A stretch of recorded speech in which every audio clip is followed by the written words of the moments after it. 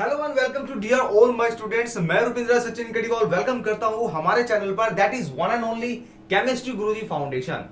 Exam start हो चुके हैं, हर जगह एंजाइटी का एनवायरनमेंट है और बहुत सारे टेंस है स्टूडेंट की। अब क्या करना है, किस चैनल को फॉलो करना है, तो पहले ही बता देता हूं आपको। केमिस्ट्री गुरु फाउंडेशन ने साइंस और मैथमेटिक्स के लिए हर यूनिक चीज आपके लिए प्रोड्यूस कर दी है। मतलब हर डेटा जो भी आपको चाहिए वो सारा का सारा मिल जाएगा। तो आज हम करने वाले हैं स्टूडेंट्स डिमांड पर ओसवाल पेपर, ठीक है। बट ओसवाल से पेपर स्टार्ट करने से पहले मैं आपको बता देता हूं, जिन बच्चों ने हमारे टेलीग्राम चैनल पर पीडीएफ के लिए नहीं ज्वाइन किया है वो पीडीएफ के लिए ज्वाइन कर ले।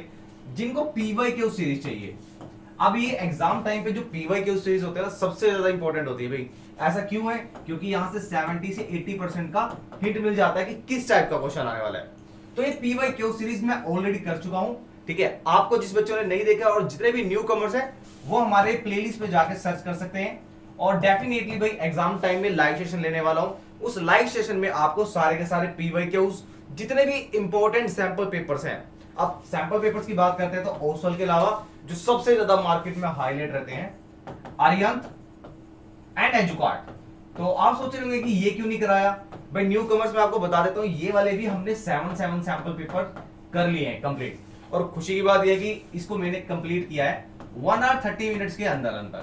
तो 1 आवर 30 मिनट्स में एक सैंपल पेपर, यानी अगर आपके पास अभी अगर आज स्टार्ट करते हैं 28 29 से, तो हार्डली आप अगर 2 सैंपल पेपर भी करते हैं 2x की स्पीड में, तो 2x की स्पीड में आपका सारा का सारा कवर हो जाएगा, ठीक है।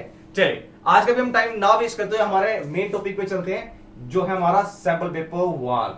स्टूडेंट डिमांड सबसे ज्यादा इसकी रही है भाई। मैं दोबारा बोल रहा हूं कि मैं दोबारा प्रैक्टिस में लेके आऊंगा आपके लिए। जो हमारे मैथमेटिक्स के एग्जाम होगा उसके बाद डेफिनेटली आपको सारा कंटेंट मिलेगा, I am sure about it. But आज के लिए हम पेपर 1 करते हैं। अच्छा, पेपर 1 स्टार्ट करने से पहले स्लाइड कभी बीच बीच में बंद ना हो तो मैं आपके लिए थोड़ा सा साइड होता रहूंगा। चलिए स्टार्ट करते हैं क्वेश्चन नंबर फर्स्ट। तो क्वेश्चन नंबर फर्स्ट की अगर बात करते हैं, सो कोवेलेंट बॉन्ड केमिस्ट्री का क्वेश्चन है। Covalent bond is formed by the equal sharing of electrons from the both the participating atoms, right. बिल्कुल अभी जो हमारी कोवेलेंट बॉन्ड बनती है वो पार्टिसिपेटिंग एटम्स, मतलब यानी जो एक जितने भी एक एटम है दूसरे एटम है, जिनको दोनों को क्या चाहिए, इलेक्ट्रॉन की डिमांड है, तो वो दोनों क्या करते हैं, म्यूचुअल शेयरिंग से कोवेलेंट कंपाउंड बनाते हैं। The pair of electron participating in this bonding is called shared pair of bonding pair, यानी इन्होंने इलेक्ट्रॉन को शेयर किया है। अभी एग्जांपल देखते हैं। The sharing of the bonding pair will ensure that the atoms achieve stability in their outer shell. अब stability का मतलब क्या है, यहां पे कह रहा है कि जब ये इलेक्ट्रॉन शेयर होंगे, तो शेयर होने का मतलब क्या है कि ये एक नोबल गैस कॉन्फ़िगरेशन में पहुंच चुके हैं, यानी इनके आउटर मोस्ट शेल फिल हो चुकी है, which is similar to the atom of noble gas. ये पूरा आ गया, ठीक है। अब उन्होंने एक एग्जांपल दिया हुआ है कि ये रहा, यहां पे हमारे पास एक पॉजिटिव है और एक नेगेटिव आयन है, ठीक है। यहां से क्या हुआ, ये दोनों क्या कर रहे हैं, इनके दोनों को इलेक्ट्रॉन की रिक्वायरमेंट है, तो ये दोनों शेयरिंग कर लेंगे यहां पर, और शेयरिंग से क्या होगा, इनकी ऑक्टेट फिल हो जाएगी और एक नोबल गैस कॉन्फ़िगरेशन में पहुंच जाएगा, ठीक है। अब क्वेश्चन देखते हैं इसमें क्वेश्चन क्या पुट करता है। क्वेश्चन बहुत ही सिंपल पुट अप कर रहा है वो, why are the covalent compounds generally poor conductor of electricity. बहुत बार ये क्वेश्चन मैं करा चुका हूं। तो यहां से हमारे पास हिंट क्या मिलता है, देखो हिंट हमें पहले ही दे चुका है क्वेश्चन में वो, कि जितने भी हमारे पास जो पार्टिसिपेटिंग एटम होंगे, वो पार्टिसिपेटिंग एटम्स में जो इलेक्ट्रॉन होंगे वो शेयर्ड होंगे। शेयर्ड, अब शेयर्ड होने का मतलब क्या है, there is no free electron is present, and no free electron means there is no conduction, और कंडक्शन नहीं है means generally covalent compounds are poor conductor. Simple, covalent compounds में जितने भी कंपाउंड्स होंगे उनमें सारे इलेक्ट्रॉन्स शेयर्ड होंगे। लाइक मैं बात करता हूं आपके सिंपल सबसे मीथेन वाले की बात करते हैं, ठीक है। तो मीथेन वाले में भी क्या होगा, यहां पे कार्बन को अपनी ऑक्टेट फिल करनी है, तो ऑक्टेट फिल करने के लिए वो इलेक्ट्रॉन्स की शेयरिंग कर लेगा। अब शेयरिंग दिखाते किस तरीके से शेयरिंग कर रहा है वो, आपकी इसके पास 4 इलेक्ट्रॉन है, तो वो क्या करेगा, एक नेबरिंग एटम के साथ यहां से इलेक्ट्रॉन को शेयर कर लेगा। अब यहां पे कहीं पे भी फ्री इलेक्ट्रॉन्स नहीं है, no free electrons means no conduction of electricity. बिल्कुल सिंपल क्वेश्चन, ठीक है। दूसरा part, name the following compound. अब इस कंपाउंड का नाम बताना है। तो सबसे पहले हिंट दे देता हूं आपको मैं कि जब भी आपके पास 3 कार्बन आ जाए, 3 कार्बन में जो सेकंड वाला कार्बन है यानी जो मिडिल वन है, अगर इसके पास डबल बॉन्ड O है तो बिना सोचे आप दिखा देना ये आपका कीटोनिक ग्रुप है। कीटोनिक ग्रुप की एक पहचान कर लेना कि ये हमेशा साथ 2 बॉडीगार्ड लेके चलता है, एक राइट में और एक लेफ्ट में, ठीक है। तो एक कार्बन कंपाउंड राइट में होगा, एक कार्बन का कंपाउंड लेफ्ट में होगा, तो दोनों में, और बीच में क्या है, ऑक्सीजन डबल बॉन्ड O के साथ, ठीक है, ऑक्सीजन है डबल बॉन्ड के साथ, तो ये हमारा कीटोनिक ग्रुप है। अच्छा इसका नाम क्या होगा, 3 कार्बन है इसके पास, तो डेफिनेटली इसका नाम स्टार्ट होगा प्रोप से, ठीक है, प्रोप से। अच्छा कीटोनिक ग्रुप का जो लास्ट होता है हमारा सफिक्स, वो क्या होता है, ऑन होता है, तो ये बन गया हमारा प्रोपेनॉन, ठीक है। बेहतरीन क्वेश्चन। अब चलते हैं हमारे नेक्स्ट क्वेश्चन की तरफ, और नेक्स्ट क्वेश्चन देखते हैं किस पार्ट से हुआ है। चलिए, पीरियोडिक क्लासिफिकेशन से हमारा क्वेश्चन बन रहा है, तो कहता है कि the elements of the third period of the periodic table are given below. अब यहां पे आपको क्या बेनिफिट मिला, यहां पे आपको सभी एलिमेंट्स की डिटेल दे दी, ऑल एलिमेंट्स, इनकी आपको डिटेल मिल चुकी है। तो यहाँ पे आपको लर्न करने की नीड नहीं, यहाँ पे आपको क्वेश्चन दे दिया है फ्री में, अब ग्रुप भी दे दिया, देखो यहाँ से फर्स्ट ग्रुप आ गया है, यहाँ पे आपको पहचान करनी होगी कि ये कौन सा ग्रुप है, ठीक है। चलो ये आपका आ गया। पीरियड की बात कर रहे हैं तो पीरियड में देखते हैं क्या क्वेश्चन पुट अप करता है। Sodium, magnesium, aluminium, silicon, phosphorus, sulphur, chlorine, बिल्कुल सीक्वेंस में है, ठीक है। ये हमारा ग्रुप नंबर 17 आ गया। 18 पे हमारा नोबल गैस एलिमेंट होते हैं। चलो अब क्वेश्चन देखते हैं कि इसमें से क्वेश्चन क्या पुट करता है। समटाइम कुछ क्वेश्चन तो पजल करने के लिए देता है और क्वेश्चन आपको ऑलरेडी पता होता है कि क्या आंसर होगा। Identify the metallic and non metallic elements in this period. आपको इसमें से मेटेलिक और नॉन मेटेलिक दिखाने हैं। तो मेटेलिक के लिए सबसे पहले आपको पता होना चाहिए, मेटेलिक कैरेक्टर के लिए क्या चीज इंपॉर्टेंट है। आपके जितने भी मेटेलिक कैरेक्टर हैं पीरियड्स में, यानी अलोंग द पीरियड की अगर हम बात करते हैं, मेटेलिक कैरेक्टर डिक्रीज हो जाते हैं। रीजन बीइंग, क्योंकि जैसे हम पीरियड्स में लेफ्ट टू राइट मूव करते हैं, इलेक्ट्रोनेगेटिविटी यानी इलेक्ट्रॉन को गेन करने की कैपेसिटी इंक्रीज होती है, जबकि मेटेलिक कैरेक्टर का मतलब क्या है, इलेक्ट्रॉन को डोनेट करना या लूज करना, ठीक है। अब सबसे पहले हमारे पास सोडियम, फिर मैग्नीशियम, फिर aluminium, silicon, phosphorus, sulphur, chlorine. तो जैसे जैसे हम पीरियड में मूव करते हैं तो यहाँ पे मेटेलिक कैरेक्टर डिक्रीज हो जाएंगे और नॉन मेटेलिक कैरेक्टर इंक्रीज हो जाएंगे, ठीक है। मैंने पहले भी एक छोटी बताई थी, जो कैरेक्टर्स पीरियड्स में इंक्रीज होंगे वो ग्रुप में डिक्रीज होंगे, जो पीरियड में डिक्रीज होंगे वो ग्रुप में इंक्रीज हो जाएंगे, ठीक है, अपोजिट है। अब यहाँ पे सबसे ज्यादा मेटेलिक कैरेक्टर किसके होंगे, सोडियम के, और सबसे ज्यादा नॉन मेटेलिक कैरेक्टर होंगे इसके। और यही तो क्वेश्चन में पुट किया है आपसे कि आइडेंटिफाई करना है कि मेटेलिक कैरेक्टर सबसे ज्यादा किसके हैं, तो सोडियम के मेटेलिक कैरेक्टर सबसे ज्यादा है। नॉन मेटेलिक कैरेक्टर क्लोरीन के, तो क्लोरीन के नॉन मेटेलिक कैरेक्टर सबसे ज्यादा होंगे। अगर वो यहां से पूछता है वाई, तो वाई में आंसर आप करेंगे, वाई का आंसर करेंगे because metallic character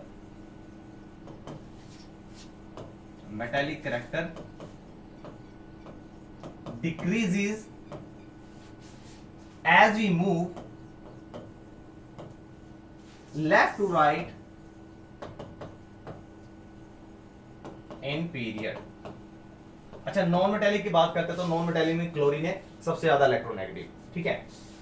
B part की बात करते हैं, विच एटम इज बिगर, सोडियम और मैग्नीशियम। अभी आप इसने ये पूछ लिया कि कौन सा एटम है एंड वाई का आंसर भी करते हैं, तो सेम आंसर रहेगा इसका भी कि जब हम पीरियड में मूव करते हैं, as we move along the period from left to right, so हमारे जो साइज की अगर बात करते हैं, या एटॉमिक रेडियाई दे सकता है वो यहां पर, एटॉमिक रेडियाई, तो एटॉमिक रेडियाई डिक्रीज हो जाएगी। अब वाई पूछा है तो वाई का आंसर भी देंगे। क्यों देंगे भाई, क्या रीजन है इसका, भाई as we move left to right in the period, effective nuclear charge increases, due to which size decreases। अब ये आप सोच लेंगे अफेक्टिव न्यूक्लियर चार्ज क्या होता है। अफेक्टिव न्यूक्लियर चार्ज का मतलब है कि जैसे जैसे एटॉमिक नंबर बढ़ता है, एटॉमिक नंबर बढ़ने के साथ साथ इलेक्ट्रॉन बढ़ते हैं, ठीक है।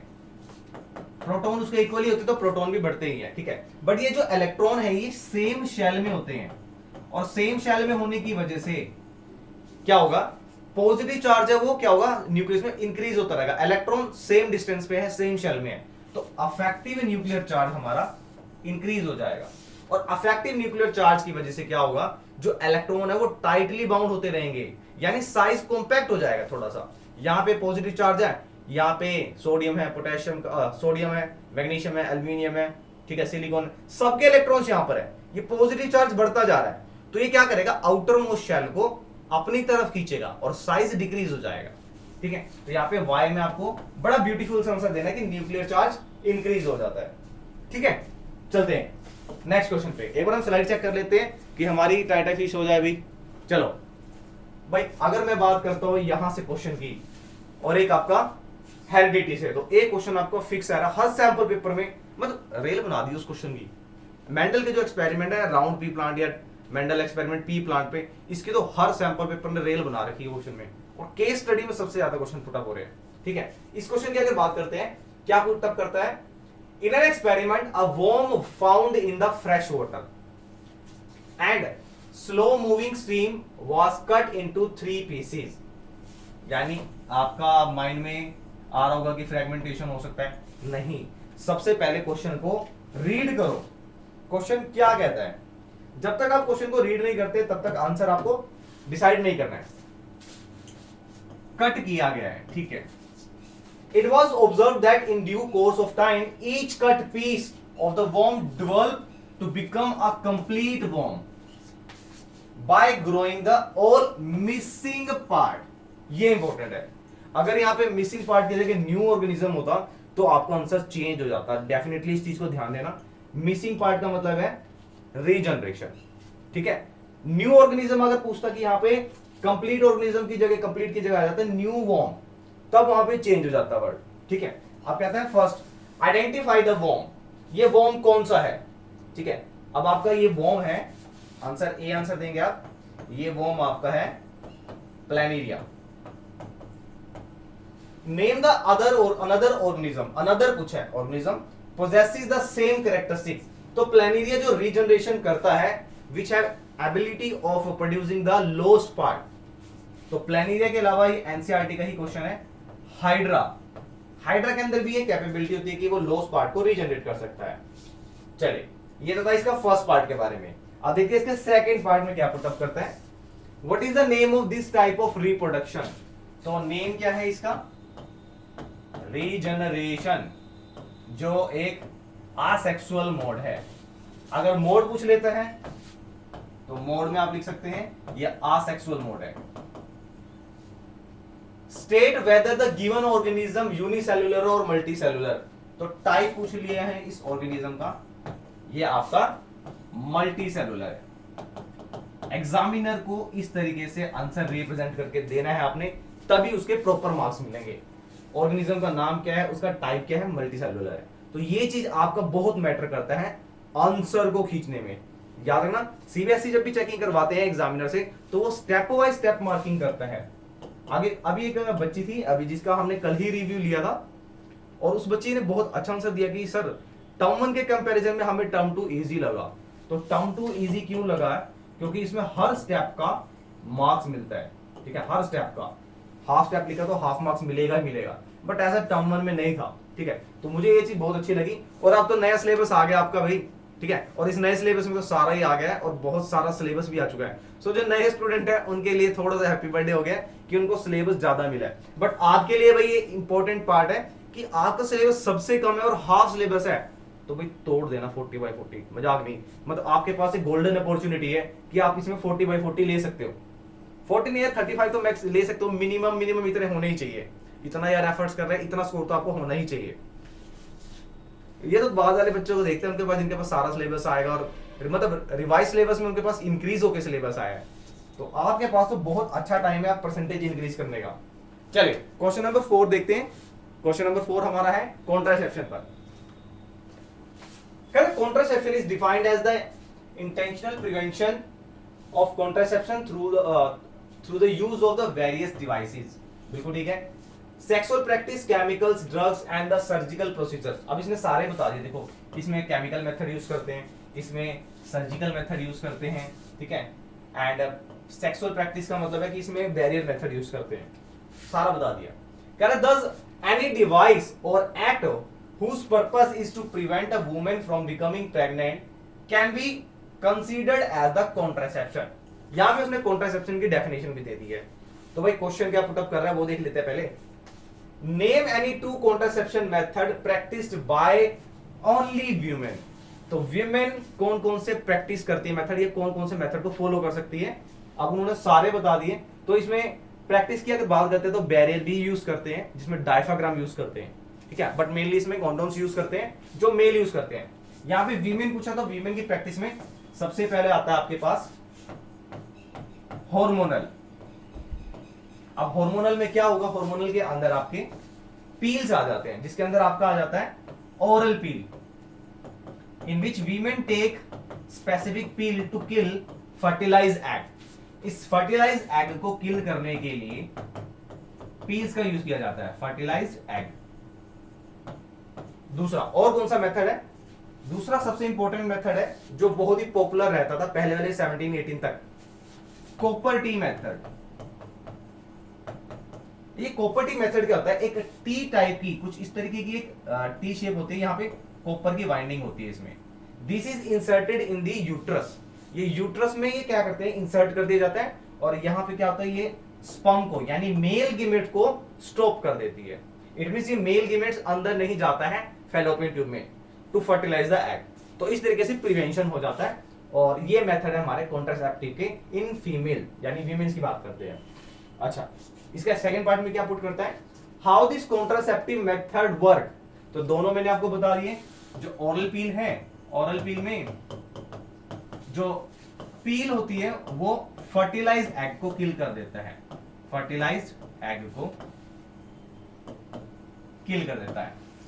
और दूसरी अगर बात करते हैं कॉपर टी मेथड की, तो कॉपर टी मेथड में जो टी शेप ट्यूब होती है वो स्पर्म को एंटर करने से रोकती है, स्टॉप कर देती है, ठीक है, and avoid fertilisation of egg. ये कहां पे फिट होता है ये पूरा बता सकते हैं इस पॉइंट में। वैसे तो ये 1 मार्क में पुटअप किया तो 1 मार्क्स में आप एक ही लाइन में इसको मेंशन कर सकते हैं कि इसका फंक्शन कैसे होता है। तो ये चीज मैंने आपको बता दिया, और 1 मार्क्स में भाई तोड़ देना है क्वेश्चन। तो चलो चलते हैं नेक्स्ट क्वेश्चन की तरफ। और नेक्स्ट क्वेश्चन हमारा रहता है, हमारा कहां से भाई, ये हमारा आ चुका है हमारे हेरिडिटी चैप्टर से। तो हेरिडिटी चैप्टर का क्वेश्चन देखते हैं क्या क्वेश्चन है। क्या है, in cross between the plants of the homozygous. Homozygous क्या होता है, यहाँ पे होमो का मतलब होता है सेम, जाइगस हमारा जाइगोट से रिलेटेड आ रहा है। तो यहाँ पे होमोजाइगस की जब हम बात करते हैं तो होमोजाइगस में मतलब है आइडेंटिकल कैरेक्टर्स की बात करते हैं, टू आइडेंटिकल कैरेक्टर। जैसे टोल टोल कैरेक्टर की बात करें तो दोनों टोल टोल हैं, ये हो गया होमोजाइगस। हेटेरोजाइगस क्या होता है कि दोनों ट्रेट्स होते हैं डिफरेंट होते हैं, जैसे टोल ऊपर चल रही टोल और डाफ है, ये दो कैरेक्टर लेकिन इसका रिजल्ट क्या है, टोल ही होते हैं, ये हमारा हेटेरोजाइगस होता है, ठीक है। अब वो कह रहे हैं कि प्लांट है homozygous pink and the plants with the homozygous white, यानी ये हमारा आ गया पिंक, ये हमारा आ गया व्हाइट, इसको लिख लेते हैं यहां पे व्हाइट। मुझे ऐसे क्यों लगता है कि भी इस पे क्वेश्चन आएगा डेफिनेटली, मुझे ऐसा लगता है 100% चांस है इस चैप्टर से अगर क्वेश्चन बनता है तो इसके ऊपर ही आएगा। कभी वो कलर्स दे देगा, कभी वो पैटर्न्स दे देगा, कभी वो सीड शेप दे देगा, ठीक है, जीनोटाइप और फिनेटिक रेशियो दे देगा। तो ये क्वेश्चन आपका डेफिनेटली बनता है, छोड़ना नहीं है क्वेश्चन। और इसके मैं केस स्टडी के सारे क्वेश्चन आपको बताने वाला हूँ। नेक्स्ट वीडियो में आपको मैं बताऊंगा कि ओसवाल, अरिहंत और एजुकार्ड में कितने केस स्टडी के क्वेश्चन दिए, तो सारे करवाने वाला हूं मैं आपको। All the offspring of the F1 generation had pink, यानी जब इनका क्रॉस हुआ तो क्रॉस में F1 जनरेशन में सारे पिंक आए हैं, पिंक। किसी किसी बुक में अगर चेक करें तो इसको कुछ इस तरीके से डिनोट किया है 4 टाइम्स, ठीक है। तो आप इसको 1 टाइम भी लिख सकते हैं। अब मेनली इसमें पर्पस है बताने का कि ये क्या है, ये आपका हेट्रोजाइगोस आ गया है, हेट्रोजाइगोस F1 जनरेशन में डोमिनेंट कैरेक्टर। अब डोमिनेंट कौन सा है भाई, जो आपका फर्स्ट 1 जनरेशन में अपीयर होगा, फर्स्ट वन जनरेशन में कौन सा आ रहा है, पिंक कलर, तो पिंक कलर आपका डोमिनेंट ट्रेट्स है यहाँ पर। अब यहाँ पे बट हेटेरोजाइगस हो गया है, देखो एक कैपिटल पी एक स्मॉल पी है, ठीक है। When F1 generation in the self cross, it was observed that in the F2 generation, that out of 100, 75 flowers were pink. Okay, make a cross between and answer the following question. अब आपको question बताने क्या क्या put up करता है। सबसे पहले what are the genotype of F2 progeny, तो जीनोटाइप यहां निकाल लेते हैं, ये हमारे पिंक थे, ये हमारे व्हाइट थे, क्रॉस करके हेटेरोजाइगोस आ गया आपके पास पिंक। अब इसको सेल्फ पोलिनेट होने देते हैं, तो सेल्फ पोलिनेटेड के बाद ये होमोजाइगोस, ये heterozygous pink pink, and last में कुछ हमारे पास ये आ जाएंगे व्हाइट भी, ठीक है। कहता है इसकी जीनोटाइप्स बताने, तो जीनोटाइप्स मैंने आपको बता दिए ये हैं। अगर वो जीनोटाइप रेशियो पूछता है तो रेशियो में आ जाएगा 1:2:1, बट यहाँ पे उसने रेशियो नहीं पूछा है, उसने पूछा कि प्रोजेनी में क्या क्या आएंगे। तो भाई 2 होमोजाइगस है, कैपिटल पी स्मॉल पी, यानी 3 हमारे डोमिनेंट कैरेक्टर, और ये वाले हमारे क्या आगे, अच्छा 3 डोमिनेंट में ये देखना है कि ये हमारा होमोजाइगस है, तो यहाँ पे उसने जीनोटाइप पूछा, तो जीनोटाइप में प्योर बताना है, कैपिटल पी, ये हमारे व्हाइट जो हमारा रिसेसिव वाला है, और ये 2 हेटेरोजाइगस है, ये आपका जीनोटाइप आएगा, ठीक है। फिनेटिक नहीं पूछ रहा है यहाँ पे। अब सेकंड पार्ट में क्या कहता है, what is the ratio of pink. अब रेशियो ऑफ पिंक की बात करें तो पिंक ये भी है, पिंक ये भी है, यानी कि सेकंड पार्ट में डायरेक्टली आपसे फिनेटिक रेशियो पूछ रहा है, फिनोटाइप पूछ रहा है। तो टोटल पिंक कितने हैं वो ऑटोमेटिकली क्वेश्चन में बता चुका है, 75। एंड व्हाइट कितने हैं, व्हाइट आपके पास है 25, ये आ गया आपके पास 3:1, और यही हमारी फिनेटिक रेशियो होती है, simple. White flowers in the F2 generation, भाई व्हाइट 25 है और टोटल पिंक थे जो 75 थे, तो ये भी सेम क्वेश्चन में ही आंसर है। देखो ये चीज पता करने की होती है, क्वेश्चन के अंदर ही आंसर था। देखो पीछे मैंने आपको क्वेश्चन अगर दिखाता हूं मैं आपको, तो यहाँ पे उन्होंने क्लियरली बता दिया 100 में से जो 75 थे वो पिंक थे पूरा आंसर यही बता दिया। जिसने अगर क्वेश्चन नहीं भी पढ़ा होगा ना, टॉपिक जिसको नहीं पता होगा, तो अगर वो इस पैराग्राफ को रीड करता है, इस पैराग्राफ से उसको आंसर मिल जाएगा। ये होते हैं सीबीएसई के कुछ क्वेश्चन, और हमेशा कुछ 1 या 2 क्वेश्चन आपको सीबीएसई देता है ऐसे, जहां पे आपको क्वेश्चन से हिंट मिलता है। छोड़ना नहीं भाई, पहले ही बता दिया है, ऐसे क्वेश्चन को पकड़ना सीखो, कहां से पकड़ते हो। चलो अब चलते हैं नेक्स्ट क्वेश्चन पे। और ऑप्शन में क्या कहता है, ये आई थिंक अगर बात करते हो तो मैंने ये 3 सैंपल पेपर में देखा है, और कंटिन्यूटी में अगर देखते हैं नंबर ऑफ सैंपल पेपर्स, तो मैंने ये 5th टाइम देखा है क्वेश्चन। ये क्या है, कहता है कि जो जीन्स हैं वो कंट्रोल करते हैं ट्रेड्स को। तो पहले सबसे पहले आपको ट्रेड्स के बारे में पता होना चाहिए। ट्रेड्स का मतलब कैरेक्टरिस्टिक्स, एलीट। जीन्स क्या होते हैं, अरे ये कहां जा रहा है, हमारा पेन भाग रहा है, कोई बात नहीं।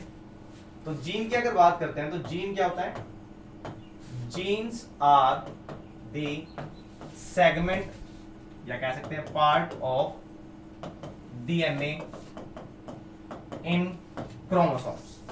हमारे जो न्यूक्लियस के अंदर क्रोमोसोम्स होते हैं,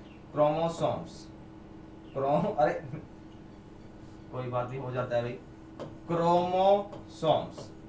न्यूक्लियस के अंदर जो क्रोमोसोम्स होते हैं उसके अंदर डीएनए होता है, और उस डीएनए के अंदर यूनिट होती है, सब यूनिट छोटी सी, जिसे बोलते हैं jeans.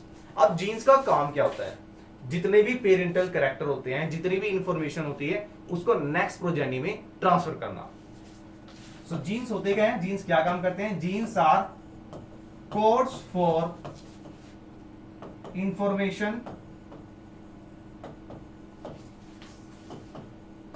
that have a specific characteristics या specific कह सकते हैं trait, specific characteristics कर लीजिए, that has specific protein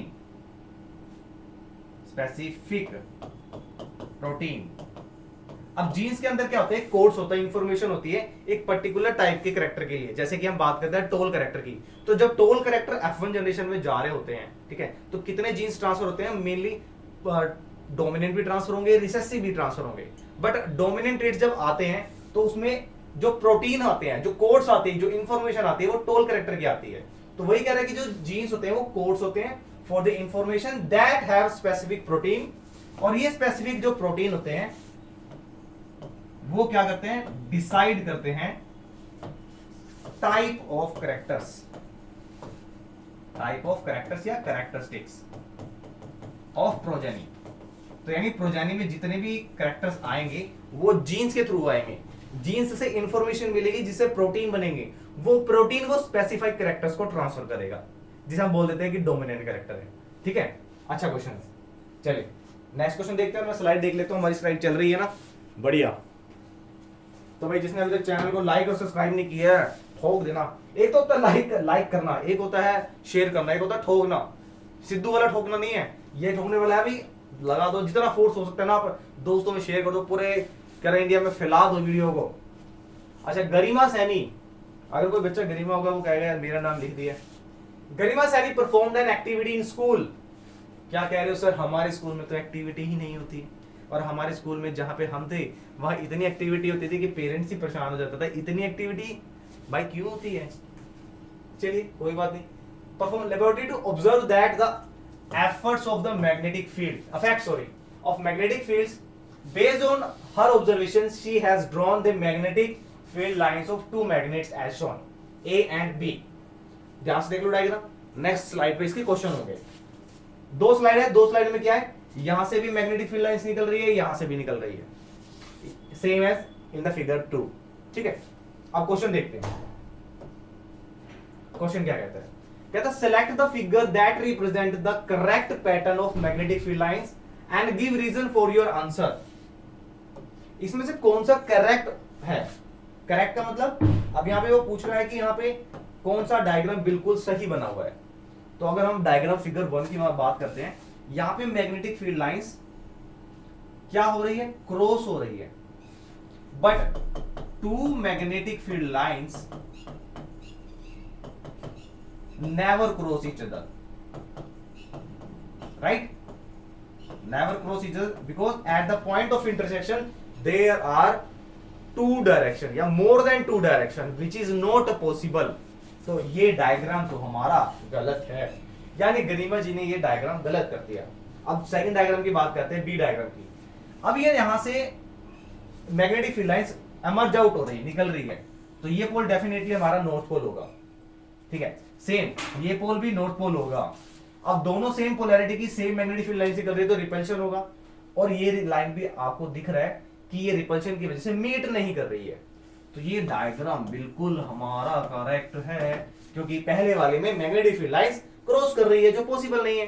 ठीक है, तो second diagram will be the correct because these lines are not crossing each other. अच्छा, सेकंड पार्ट में देखते हैं क्या कहते हैं। सेकंड पार्ट रीड करेंगे आप। Also mention the name of the poles that the magnet facing each other. So just I have already told you both poles are same, और वो सेम पोल कौन से थे? North pole. Sorry, north pole कैसे है? अरे भाई north pole ही तो होगा ना। देखो यहां से मैग्नेटिक फील्ड लाइंस निकल रही है, यहां से भी एमर्ज हो रही है, आउट हो रही है। तो कहां से एमर्ज आउट होती है, निकलती कहां से, एमर्ज कहां से होती है? नॉर्थ पोल से। अगर ये कुछ अंदर की तरफ होती तो साउथ पोल होता, कुछ अगर इस तरीके से। अब डायग्राम आपको सेम थोड़ी मिलेगा, चेंज भी हो सकता है। अगर ये लाइन कुछ इस तरीके से होती, एंटर करती, तब यहाँ पे आप साउथ पोल लिखते। ठीक है ना, चलो अच्छा क्वेश्चन था और बच्चों वाला था, तो मतलब मेरे ख्याल से फ्री के मार्क्स मिलने थे इसमें। आप सेकंड डायग्राम को ऑब्जर्व करेंगे। सेकंड डायग्राम क्या कहता है आपका? Identify the poles of the magnet in the given figure. इसमें भी आपको पोल्स फाइंड करने हैं। यहां से मैग्नेटिक फील्ड लाइंस निकल रही है तो ये नॉर्थ पोल होगा, यहां पे एंटर कर रही है ये साउथ पोल होगा। सेम एज यहां से बात करते हैं फिगर 2 में, यहां से फील्ड लाइन निकल रही है नॉर्थ, किस तरफ जा रही है? साउथ में जा रही है। सिंपल क्वेश्चन था, बच्चों वाला क्वेश्चन, और बच्चों वाले क्वेश्चन में आपका मार्क्स नहीं कटना चाहिए। समझ गए मुन्ना? मुन्ना भाई, हम देखेंगे एग्जाम के बाद। चलो let next question come to the next part. और नेक्स्ट पार्ट क्या कहता है? कहता है let the amount of energy at the fourth trophic level. अब फोर्थ ट्रोपिक लेवल की बात कर रहे हैं तो सबसे टॉप वाला होता है फोर्थ वाला। ठीक है, 1 2 3 4। अच्छा, यहाँ पे आपको 5 दिख रहे होंगे, 1 2 3 4 5। तो 5 ट्रोपिक लेवल नहीं होते वैसे। ठीक है, ये एक का ही सब पार्ट है। सबसे पहले वाला हमारा आ जाएगा प्रोड्यूसर, और ये हमारा है चैनल सीजी फाउंडेशन, जिसको आपको लाइक और सब्सक्राइब करते रहना है। ये हमारा हो गया ग्रासहोपर यानी प्राइमरी कंज्यूमर, ये हमारा सेकेंडरी कंज्यूमर, ये हमारा टर्शरी कंज्यूमर, और ये हमारे टॉप कार्निवोर्स। चल अब फोर्थ ट्रॉपिक लेवल की बात कर रहा है। चलो हम मेन टॉपिक पे आते हैं। हमारा जो फोर्थ ट्रॉपिक लेवल पे है, इन the given food chain is 5 kilo joule. Trophic level अगर 4 है और उसकी एनर्जी है 5 किलो जूल, तो क्वेश्चन क्या कहता है, what will be the energy available at the producer level. तो प्रोड्यूसर लेवल पे कितनी एनर्जी होगी। तो जल्दी से आंसर करेंगे, why do producers always occupy the first trophic level on every food chain. सबसे पहले कहता है कि फोर्थ ट्रॉपिक लेवल, ठीक है। फोर्थ ट्रॉपिक लेवल की अगर हम बात करते हैं इनकी, तो कितना है अभी एनर्जी हमारे पास 5 किलो जूल, ठीक है। थोड़ा सा क्लियर कर लेते हैं इसको, ठीक है। साफ सफाई जरूरी, मोदी जी का अभियान। चलो फोर्थ ट्रॉपिक लेवल पे 5 किलो जूल एनर्जी है। अब ट्रॉपिक, अरे ये क्या हो गया, ट्रॉपिक लेवल थर्ड की अगर बात करते हैं तो कितना होगा। तो लिंडेमैन जी ने बताया था हमें 10% लो, और 10% लो क्या कहता है कि only 10% of energy is transfer to the next trophic level. Next trophic level कैसे, देखो एग्जांपल दे रहा हूं मैं आपको। ट्रॉपिक 1, जितना ट्रॉपिक लेवल 1 पे होगी एनर्जी, उसका 10% इधर जाएगा, उसका 10% थर्ड में, उसका 10% फोर्थ लेवल पे। तो अब रिवर्स पूछ रही है क्वेश्चन कि लास्ट में कितना है भाई आपके पास 5 किलो, तो भाई थर्ड लेवल पे कितना होगा, इसका 10 टाइम्स कर दो 50 किलो जूल, इसका 10 टाइम्स कर दो 500 किलो जूल, इसका 10% कर दो, ये आ गया आपके पास 5000 kilo joule energy. Means trophic 1 level पे यानी प्रोड्यूसर्स की अगर हम बात करते हैं तो प्रोड्यूसर्स के पास 5000 किलो जूल एनर्जी होगी। अच्छा, इसका सेकंड पार्ट भी कहते हैं, why do producers always occupy the first trophic level on the every food chain. तो reason being only producers have capability या capacity to capture sunlight and use it for photosynthesis कर लो सीधा, simple photosynthesis. तो photosynthesis process करने के लिए सिर्फ plants ही ऐसे ऑर्गेनिज्म है, ऐसे कह सकते हैं कि वो एक ट्रॉपिक लेवल में आ रहे हैं कि जो सनलाइट को यूज करेंगे, फोटोसिंथेसिस करेंगे और फूड को बनाएंगे, ठीक है। बाकी ऐसे तो नहीं है कोई जादू की तरह करेगा, ऐसे 3 उंगलियां ऐसे करके, मेरे तो 3 हो ही नहीं थी, ये 3 उंगली करी जादू और सनलाइट को ट्रैप कर लिया, नहीं ऐसा नहीं होता, ऐसा मूवीज में होता है। बट यहाँ पे प्रोड्यूसर्स ही ऐसे होते हैं जो ग्रास है या प्लांट्स की बात करें, जो लाइट को ट्रैप करते हैं और ट्रैप करके फूड को सिंथेसाइज कर सकते हैं, ठीक है। चलते हैं नेक्स्ट क्वेश्चन पे। हमारे 2 मार्क्स से क्वेश्चन एंड होने वाले हैं और स्लाइड देखते हैं, ऑलरेडी चल रही है, वेरी गुड। सेम हमारा एनवायरमेंट चैप्टर से आ गया क्वेश्चन, देखते हैं एनवायरमेंट चैप्टर क्या कहता है question. The following organism form a food chain: grasshopper, frog, snake, hawk. Which of these will have the highest concentration of non-biodegradable chemical? Name the phenomenon associated with it. बहुत ही simple, बहुत ही beautiful और easy question. भाई सबसे पहले तो बात करते हैं कि हार्मफुल केमिकल सबसे ज्यादा किसके अंदर होंगे। We spray DDT in plants, example ले लेते हैं।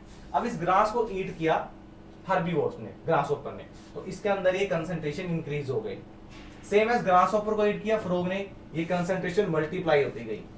Same as snake and last हमारा जो टॉप कार्निवोर्स है, तो जब स्नेक के पास जितनी कंसंट्रेशन थी उसकी भी 5 to 6 टाइम हो जाएगी, ठीक है। तो सबसे ज्यादा कंसंट्रेशन किसके अंदर होगी, हॉक के अंदर। सो यहाँ पे आपको मेंशन करना है, the hawk has the maximum concentration of non-biodegradable chemical, right? Non-biodegradable substance that is chemical. अब इस प्रोसेस का नाम क्या होता है, the successfully increase in the concentration of harmful chemical into food chain is called biomagnification, जिसे कुछ books में बायोलॉजिकल मैग्निफिकेशन भी बोल देते हैं, ठीक है।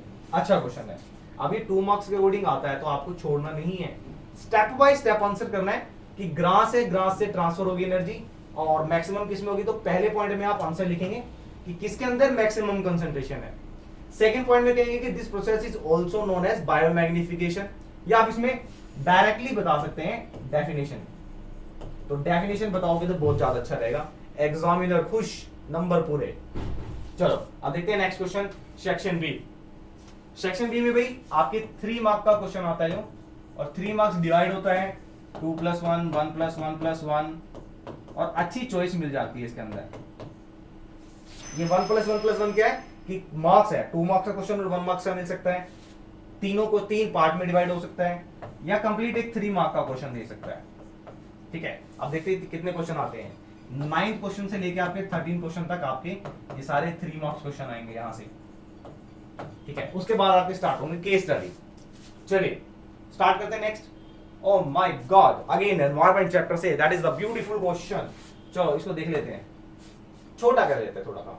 In the following food chain the vertical arrows indicate the energy lost, vertical arrows मतलब ऊपर वाले, energy lost to the environment, and the horizontal arrows indicate the energy transferred to the next tropic level. Then which one of these 3 vertical arrows, कौन कौन से, A, C and E, A, C, E यानी vertical arrows, and which one of the 2 horizontal arrows, horizontal वाले कौन से हैं, B वाले हमारे। ध्यान से रीड करना, क्वेश्चन इंपॉर्टेंट है। कुछ अलग कलर लेते हैं, ग्रीन वाला लेते हैं, ग्रीन वाला। B and D will represent the more energy transfer. Give reason for your answer. अब आपको आंसर करना, पूरा एक्सप्लेन करना है। इतनी अच्छी स्लाइड बनाई है, लाइक तो बनती है भाई, कर ही देना। चलो सबसे पहले बात करते हैं हमारे जो फर्स्ट वाले हैं ग्रास। सो ग्रास की अगर बात करते हैं, the energy that is transferred from sun to plants, only 1% of energy is transferred to the herbivorous, right. सिर्फ 1% एनर्जी ही कैप्चर होती है प्लांट से, प्लांट में। Now plant use this sunlight and utilises for synthesise of food and the metabolic activities, जितनी भी activities होती है use करती हैं, लाइक वाटर को अब्सॉर्ब कर रहे हैं, फूड को सिंथेसाइज कर रहे हैं, स्टार्च को, तो उसमें मैक्सिमम से मैक्सिमम यूज हो जाती है, ये हो जाती है। ठीक है, और बाकी क्या होगा, बाकी ये लॉस कर देगा। तो जितनी ये यूज करेगा मैक्सिमम लॉस इसके अंदर हो जाएगा, ये हो गया मैक्सिमम लॉस। अब जितना भी इसमें एनर्जी बना है that is transfer to the next organism in the trophic level. Now B की अगर बात करते हैं, सो जितनी एनर्जी यहां बनी थी, लाइक हम बात कर लेते हैं यहां पर, ये बनी है आपके पास 10,000 जूल। नाउ 10,000 जूल का 10% ट्रांसफर होगा अकॉर्डिंग टू 10% लो। तो डियर के पास कितना एनर्जी जाएगा, इसका 10% यानी 1000 joule, right. Now this 1000 joule energy is attained by deer. Now what deer do, deer use this energy and 90% of this energy is lost here and 10% of this energy is transferred to the next organism. जब ये tiger इसको अपना breakfast, lunch या dinner बनाएगा तो क्या होगा भाई, इसकी 10% एनर्जी ट्रांसफर होगी, यानी 1000 की 10% मतलब 100 जूल। अब इसमें क्या होगा, when this organism die, तो इसकी कुछ ही एनर्जी इसमें यूज होगी एंड यहां पे लॉस हो जाएगी बाकी एनर्जी। अब क्वेश्चन कहता है कि अगर हम वर्टिकल एरोज की बात करते हैं, तो वर्टिकल एरोज 3 वर्टिकल एरोज है। वो कहता है कि in out of 3 vertical arrows and 2 horizontal arrows will represent the more energy transfer. सबसे ज्यादा एनर्जी ट्रांसफर किसके अंदर हुई है, सबसे ज्यादा एनर्जी ट्रांसफर हुई है ग्रास से डियर के अंदर। ठीक है, लॉस किसमें जो है सबसे ज्यादा, ए के अंदर, ए में सबसे ज्यादा लॉस हुआ है, मोर एनर्जी ट्रांसफर हुआ है डियर के अंदर। ठीक है भाई, इससे ज्यादा एनर्जी तो ट्रांसफर नहीं होगा ना। हमारे पास सिर्फ बात की है वर्टिकल एरो पे, यहां पे हमारे पास कहीं पर भी सनलाइट के बारे में नहीं बात की है। तो मोर एनर्जी ट्रांसफर कहां होगी, सबसे ज्यादा एनर्जी ट्रांसफर जो यहां बनी थी 90% तो लॉस इसमें हो गया, ए में। लॉस की बात करता तो ए में लॉस होगा, मोर ट्रांसफर किसमें होगा, बी में। बी का 10% गया डी में, तो मिनिमम ट्रांसफर हुआ है डी के अंदर। तो पूरे पॉइंट्स आप वहां पे मेंशन करेंगे कि ए के अंदर मैक्सिमम लॉस हुआ है, बी के अंदर मैक्सिमम ट्रांसफर हुआ है। अच्छा बात करते हैं टाइगर की, टाइगर पे आ रहा है डी, डी के अंदर मिनिमम ट्रांसफर हुआ है और ई के अंदर मिनिमम लॉस हुआ है। क्या ये सही है टेबल? आप इसको आप कमेंट सेक्शन में डालेंगे कि सबसे ज्यादा, मैं क्वेश्चन डालता हूं हमेशा कमेंट सेक्शन में डालता हूं, देखते हैं क्लच कौन कौन डालता है आंसर। इसमें मैं क्वेश्चन देता हूं कि ऐसा कौन सा पार्ट है वर्टिकल एरर और हॉरिजॉन्टल दोनों में जिसके अंदर मैक्सिमम गेन हुआ है एनर्जी का, और दूसरा है मैक्सिमम लॉस एनर्जी का। ये दो का आंसर आप कमेंट सेक्शन में डालेंगे मुझे, ताकि मुझे भी पता चलता रहे जो बच्चे देख रहे हैं वीडियो दे आर जिंदा। ठीक है, अरे जिंदा ही हो, मैं मजाक कर रहा हूँ। कई घर वाले को कह रहे कि ऐसे चैनल पर सर कहते तो आप जिंदा हो गया, इसका प्रूफ दो। तो ऐसे नहीं करना है। इस क्वेश्चन में आंसर के लिए सिर्फ पूछ रहा हूं मैं आपको कि मैक्सिमम गेन और मैक्सिमम लॉस किसके अंदर हुआ है, इसकी पिक्चर ले लेना, और अगर ये गंदी लग रही है तो थोड़ा सा पीछे चले जाना। ठीक है, वहां से स्क्रीनशॉट लेके कमेंट जरूर करना इस पे। चलो नेक्स्ट चलते हैं। Elements that form the ionic compounds attain noble gas electronic configuration either by gaining or losing electron। या तो इलेक्ट्रॉन को लूज करेगा या गेन करेगा। ठीक है ना, सोडियम है उसका नंबर 11 होता है, कॉन्फ़िगरेशन 281, इसके पास एक इलेक्ट्रॉन एक्स्ट्रा होता है तो ये लूज करेगा। क्लोरीन है, इसका नंबर होता है 17, 287, ये इसके पास एक की कमी होती है तो ये गेन करेगा। ठीक है ना, तो कहते हैं नोबल गैस कॉन्फ़िगरेशन को अटेन करने के लिए या तो वो लॉस करेंगे लूज का होता है, लॉस करेंगे या गेन करेंगे फ्रॉम देयर वैलेंस शेल। चलो explain by giving reason why carbon can not attain such a configuration in this manner to form this compound. 2 marks में पूरा क्वेश्चन दिया है। सो अगर हम बात करते हैं कार्बन की, तो यहां पे आप आंसर को कैसे रिप्रेजेंट करेंगे? ये कार्बन का नंबर है, इलेक्ट्रॉनिक कॉन्फ़िगरेशन इसकी है 2 और 4। सो कार्बन के पास कितने इलेक्ट्रॉन है? Carbon has 4 electrons in outer motion. Now it can neither gain low nor loose electron. तो उसका आप यहां पे आंसर देंगे नॉट लूज इलेक्ट्रॉन। ये इलेक्ट्रॉन को लूज क्यों नहीं कर सकता? तो यहां पे रीजन देंगे इलेक्ट्रॉन को लूज करने का, because these 4 electrons are tightly bound, cannot be shared, cannot be transferred। share तो नहीं कह सकते, cannot be transferred due to strong bond, due to strong bond with nucleus। Nucleus के साथ स्ट्रॉन्ग बॉन्ड होने की वजह से इलेक्ट्रॉन को लूज नहीं करेगा, तो क्या गेन करेगा? देख लेते गेन भी करता है कि नहीं। अगर ये हम बात करते हैं यहाँ पे कार्बन गेन इलेक्ट्रॉन, तो कार्बन अगर गेन कर रहा है इलेक्ट्रॉन का तो कितने इलेक्ट्रॉन लेगा ये? इसके पास 4 है, इट विल रिक्वायर मोर 4। तो 4 इलेक्ट्रॉन का अगर गेन करेगा तो टोटल प्रोटॉन और टोटल इलेक्ट्रॉन कितने हो गए? प्रोटॉन टोटल हो गए 6, 2 और 4। नाउ इलेक्ट्रॉन कितने हो गए? 2 + 4 यानी 10। Now these 10 electrons cannot be held by these 6 proton, hence it can also not able to gain electron। ना ही गेन करेगा ना ही लूज करेगा, so it only share electron, ये ओनली इलेक्ट्रॉन को शेयर करेगा। ठीक है, एंड फॉर्म कोवेलेंट बॉन्ड। और इस तरीके से कोवेलेंट बॉन्ड बनेगी, आयोनिक बॉन्ड नहीं बनेगी, क्योंकि आयोनिक बॉन्ड हमेशा ट्रांसफर्स होता है, या तो गेन करके एक गेन करेगा एक लूज करेगा। बट यहां पे ना तो गेन हो रहा है ना तो लूज हो रहा है, तो क्या हो रहा है? शेयर हो रहा है, और शेयरिंग से बॉन्ड बनती है कोवेलेंट बॉन्ड। जेम्स बॉन्ड का भाई कोवेलेंट बॉन्ड। चलिए नेक्स्ट क्वेश्चन या नेक्स्ट पार्ट देखते हैं इसका। Name the type of bond formed in the ionic compound and in the carbon in the compound form by carbon. तो आयोनिक कंपाउंड की अगर बात करते हैं, ionic compound form ionic bond और कार्बन आपका क्या करता है, कार्बन या कार्बन के कंपाउंड फॉर्म कोवेलेंट बॉन्ड, ये कोवेलेंट बॉन्ड बनाएंगे, समझ गए ना, क्योंकि ना ये लूज करेगा ना ये गेन करेगा, तो क्या करेगा बेचारा, फंस गया तो शेयर कर लेगा। एग्जांपल दे दो, ज्यादा अच्छा है आपको लगता है एग्जामिनर को खुश करना है, ऐसे ये लोग खुश नहीं होते भाई कभी भी, सिर्फ क्वेश्चन का रिप्रेजेंटेशन अच्छा कर दो अपने आप खुश है। इनको भी अच्छा नहीं लगता भी नंबर काटना, इनको भी दिखता है कि भी हाँ बच्चे ने मेहनत की है तो भाई इसको स्कोर मिलना चाहिए।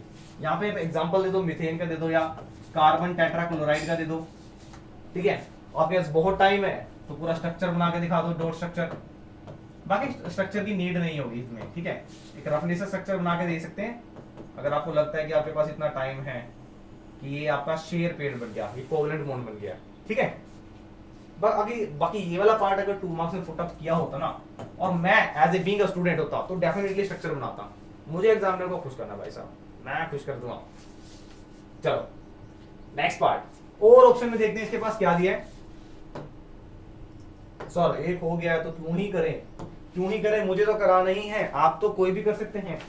What are isomers and draw the structures of the isomers of butane. अब स्ट्रक्चर दे भी दिया, देखो क्वेश्चन में दे भी दिया। कर आइसोमर्स क्या होते हैं, आइसो का मतलब होता है सेम, आइसोमर्स, आइसोमर्स क्या होता है, isomers are compound of carbon having same molecular formula or molecular formula but different structural formula, अच्छा अब एग्जामिनर आपकी पूरी डेफिनेशन रीड कर सकता है यहाँ पे, क्योंकि आपके पास इतनी लंबी डेफिनेशन नहीं है ये, ठीक है, बट आप यहाँ पे क्या करेंगे, यहाँ पे आप हाईलाइट करेंगे कि स्ट्रक्चरल फॉर्मूला डिफरेंट है, मॉलिक्यूलर फॉर्मूला सेम है, जो मेन की पॉइंट है उनको हाईलाइट जरूर करना है, ठीक है। अच्छा बात कर रहा है आइसोमर्स बताने आपको स्ट्रक्चर ब्यूटेन के, तो ब्यूटेन आपका कुछ इस तरीके का होता है। अब यहाँ पे मैं इसके ये जो बॉन्ड है यहाँ पे हाइड्रोजन है, मैं भी यहाँ पे ड्रॉ नहीं कर रहा क्योंकि मैं पहले भी सैंपल पेपर में बता चुका हूँ कि अगर यहाँ पे अगर मैं नहीं डिनोट कर रहा हूँ कुछ भी तो इसका मतलब यहाँ पे हाइड्रोजन अटैच है, ठीक है, ये हमारे पास हो गया। और क्या हो सकता है इसका, ये 4 है, अब मैं 4 में क्या करूंगा, इसकी एक ब्रांच बना दूंगा, मैंने सेंटर वाले पे ब्रांच बना दी एक, अरे ये बना दी सेंटर वाले पे ब्रांच, ठीक है। अब नंबरिंग कहां से स्टार्ट होगी, नंबरिंग वहां से स्टार्ट होगी जहां से ब्रांच बहुत पास बढ़ रही है, तो 1 2 3, और ये सर मैं यहां से स्टार्ट करूंगा तो यहां से कर ले भाई मेरे, 1 2 3 तभी तो सेकंड नंबर पे आ रहा है। अब काउंट कर लो हाइड्रोजन, 1 2 3 4 5 6 7 8 9 10, अब यहाँ पे 1 क्यों लगाइए, क्योंकि भाई मेरे यहाँ से एक, बाकी तो कवर हो चुकी है ना, देखो यहाँ से इसके पास ऑलरेडी एक बॉन्ड यहाँ है, एक यहाँ है, एक यहाँ है, तो एक ही हाइड्रोजन लगेगा यहाँ पर, ठीक है ना। काउंट कर सकते हो हाइड्रोजन, यहाँ पे वीडियो को पॉज करके या मैं साइड हो जाता हूँ, हाइड्रोजन 10 मिलेंगे, कार्बन 4 मिलेंगे आपको, सेम एज यहाँ पे हाइड्रोजन 4 कार्बन 10, ठीक है।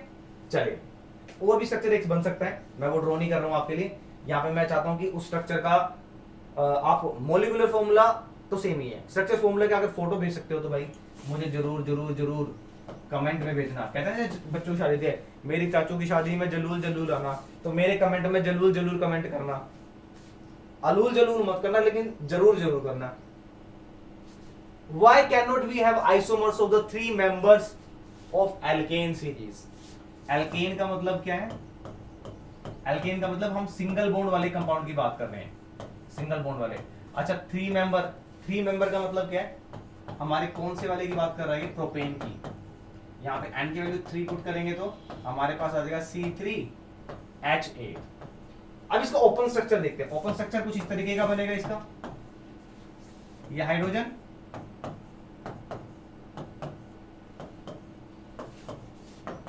और ये बन गया पूरा प्रोपेन। कहता है कि इसके जो 3 मेंबर वाला हमारा जो सिंगल बॉन्ड कंपाउंड है जिसको हम बोलते हैं प्रोपेन, तो इस प्रोपेन के कहा गया, इस प्रोपेन के आइसोमर्स काहे नहीं बनते हैं, क्यों नहीं बनते हैं, why not? So reason being कि जो आइसोमर्स है is not possible in the case of 3 carbon. 3 carbon इतने इनफ नहीं होते हैं, 3 carbon are not enough to make branch, hence isomers are not possible. भाई इतने 3 कितनी ब्रांच बना लेंगे, ठीक है? तो 3 आइसोमर्स वाले कभी भी ब्रांच नहीं बना पाते, इस वजह से ये आइसोमर्स नहीं बना पाएंगे, ठीक है? अच्छा क्वेश्चन है, इतना ज्यादा अच्छा नहीं है बट ठीक है। चलो नेक्स्ट, शिवानी ट्राइड। ओके, फिर आ गया हमारा चैप्टर हमारे हेरिडिटी से। तो वैसे तो मैं चाहता था यार ये क्वेश्चन आप लोग खुद करें, चलो बता ही देते हैं भैया। शिवानी ने क्रॉस किया होमोजाइगोस पर्पल, तो मेन कैरेक्टरिस्टिक्स को मैं थोड़ा सर्कल कर लेता हूं। Purple flower variety of the P plant. अच्छा, जीन्स भी दे दिए purple, PP PP PP.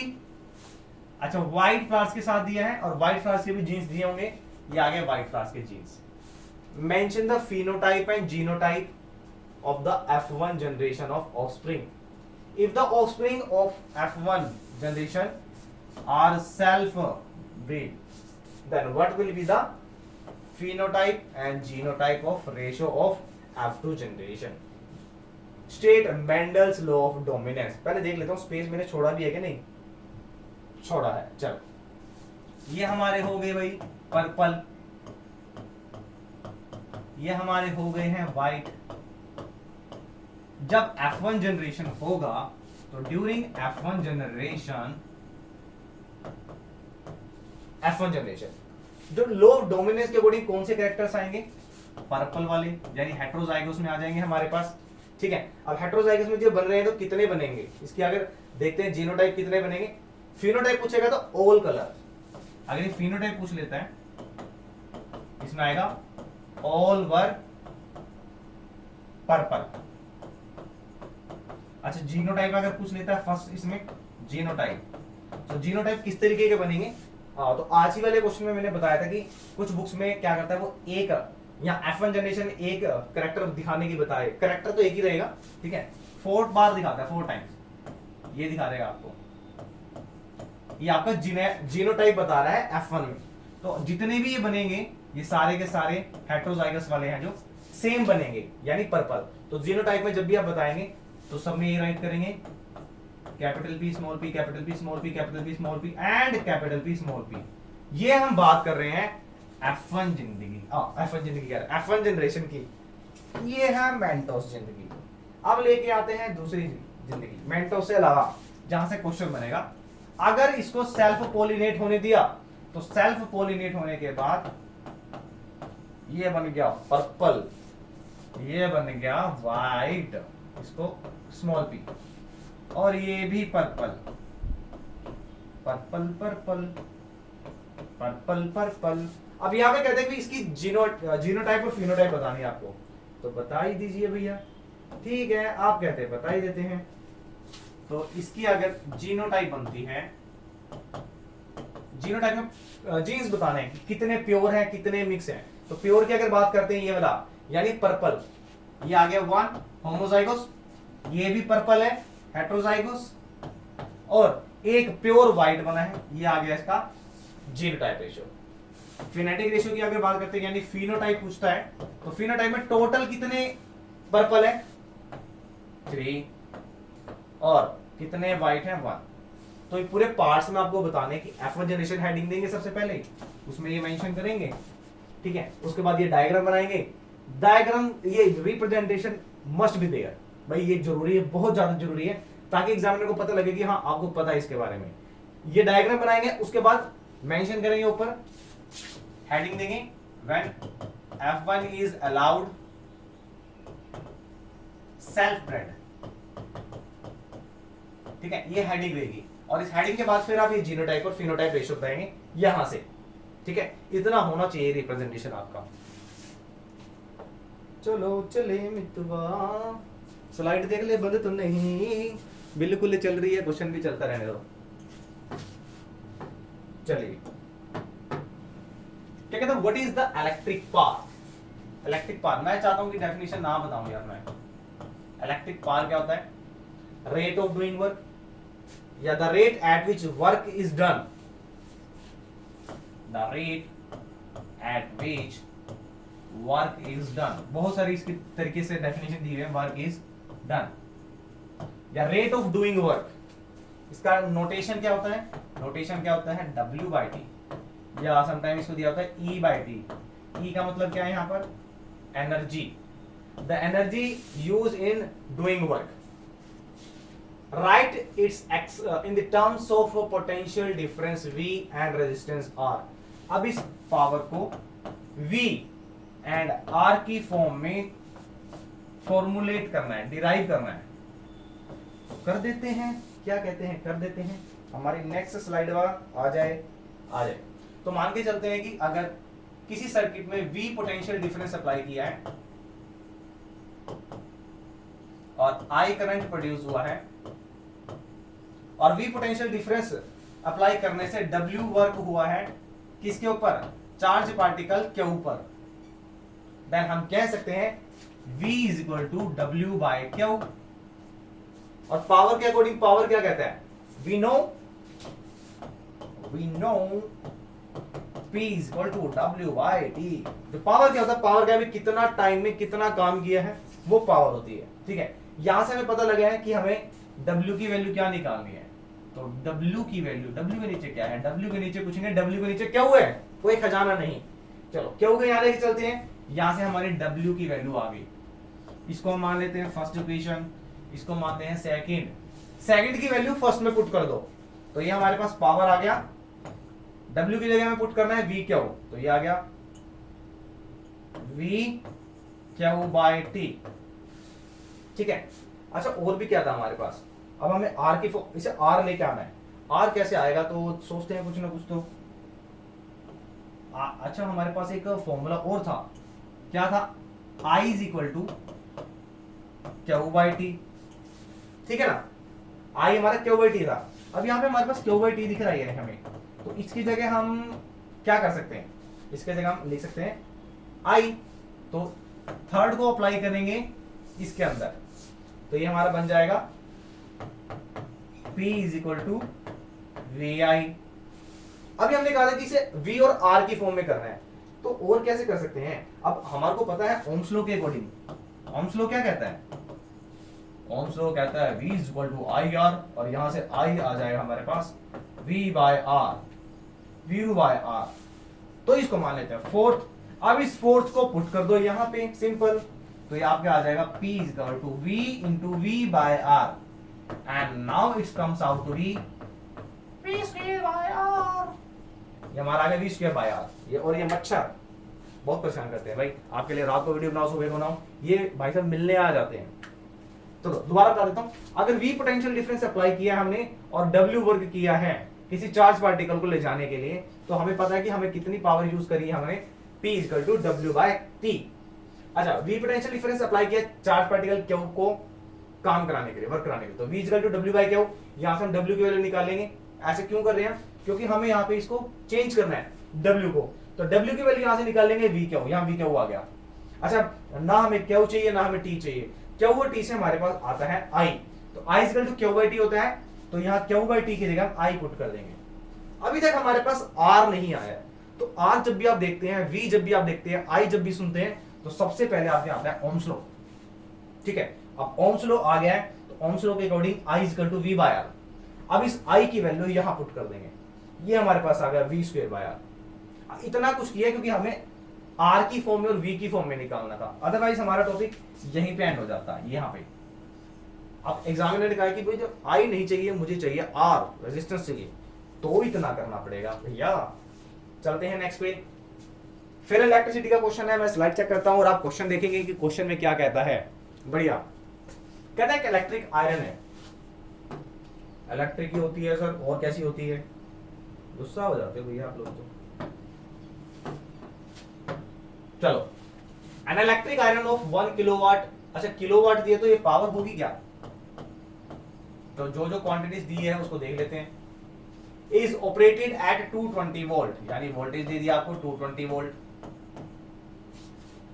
Find which of the following fuse that respected rated at 1 ampere, 3 ampere, 5 ampere can be used in it. Slide check करते हैं और question को read करेंगे एक बार। क्या कहता है आपसे, क्या डिमांड, तो क्या कहता है मेरे क्वेश्चन में कि एक इलेक्ट्रिक आयरन जो पावर जिसकी है 1 किलोवाट, ठीक है 1 किलोवाट आ रहा है और 220 वोल्ट सप्लाई पे चल रहा है।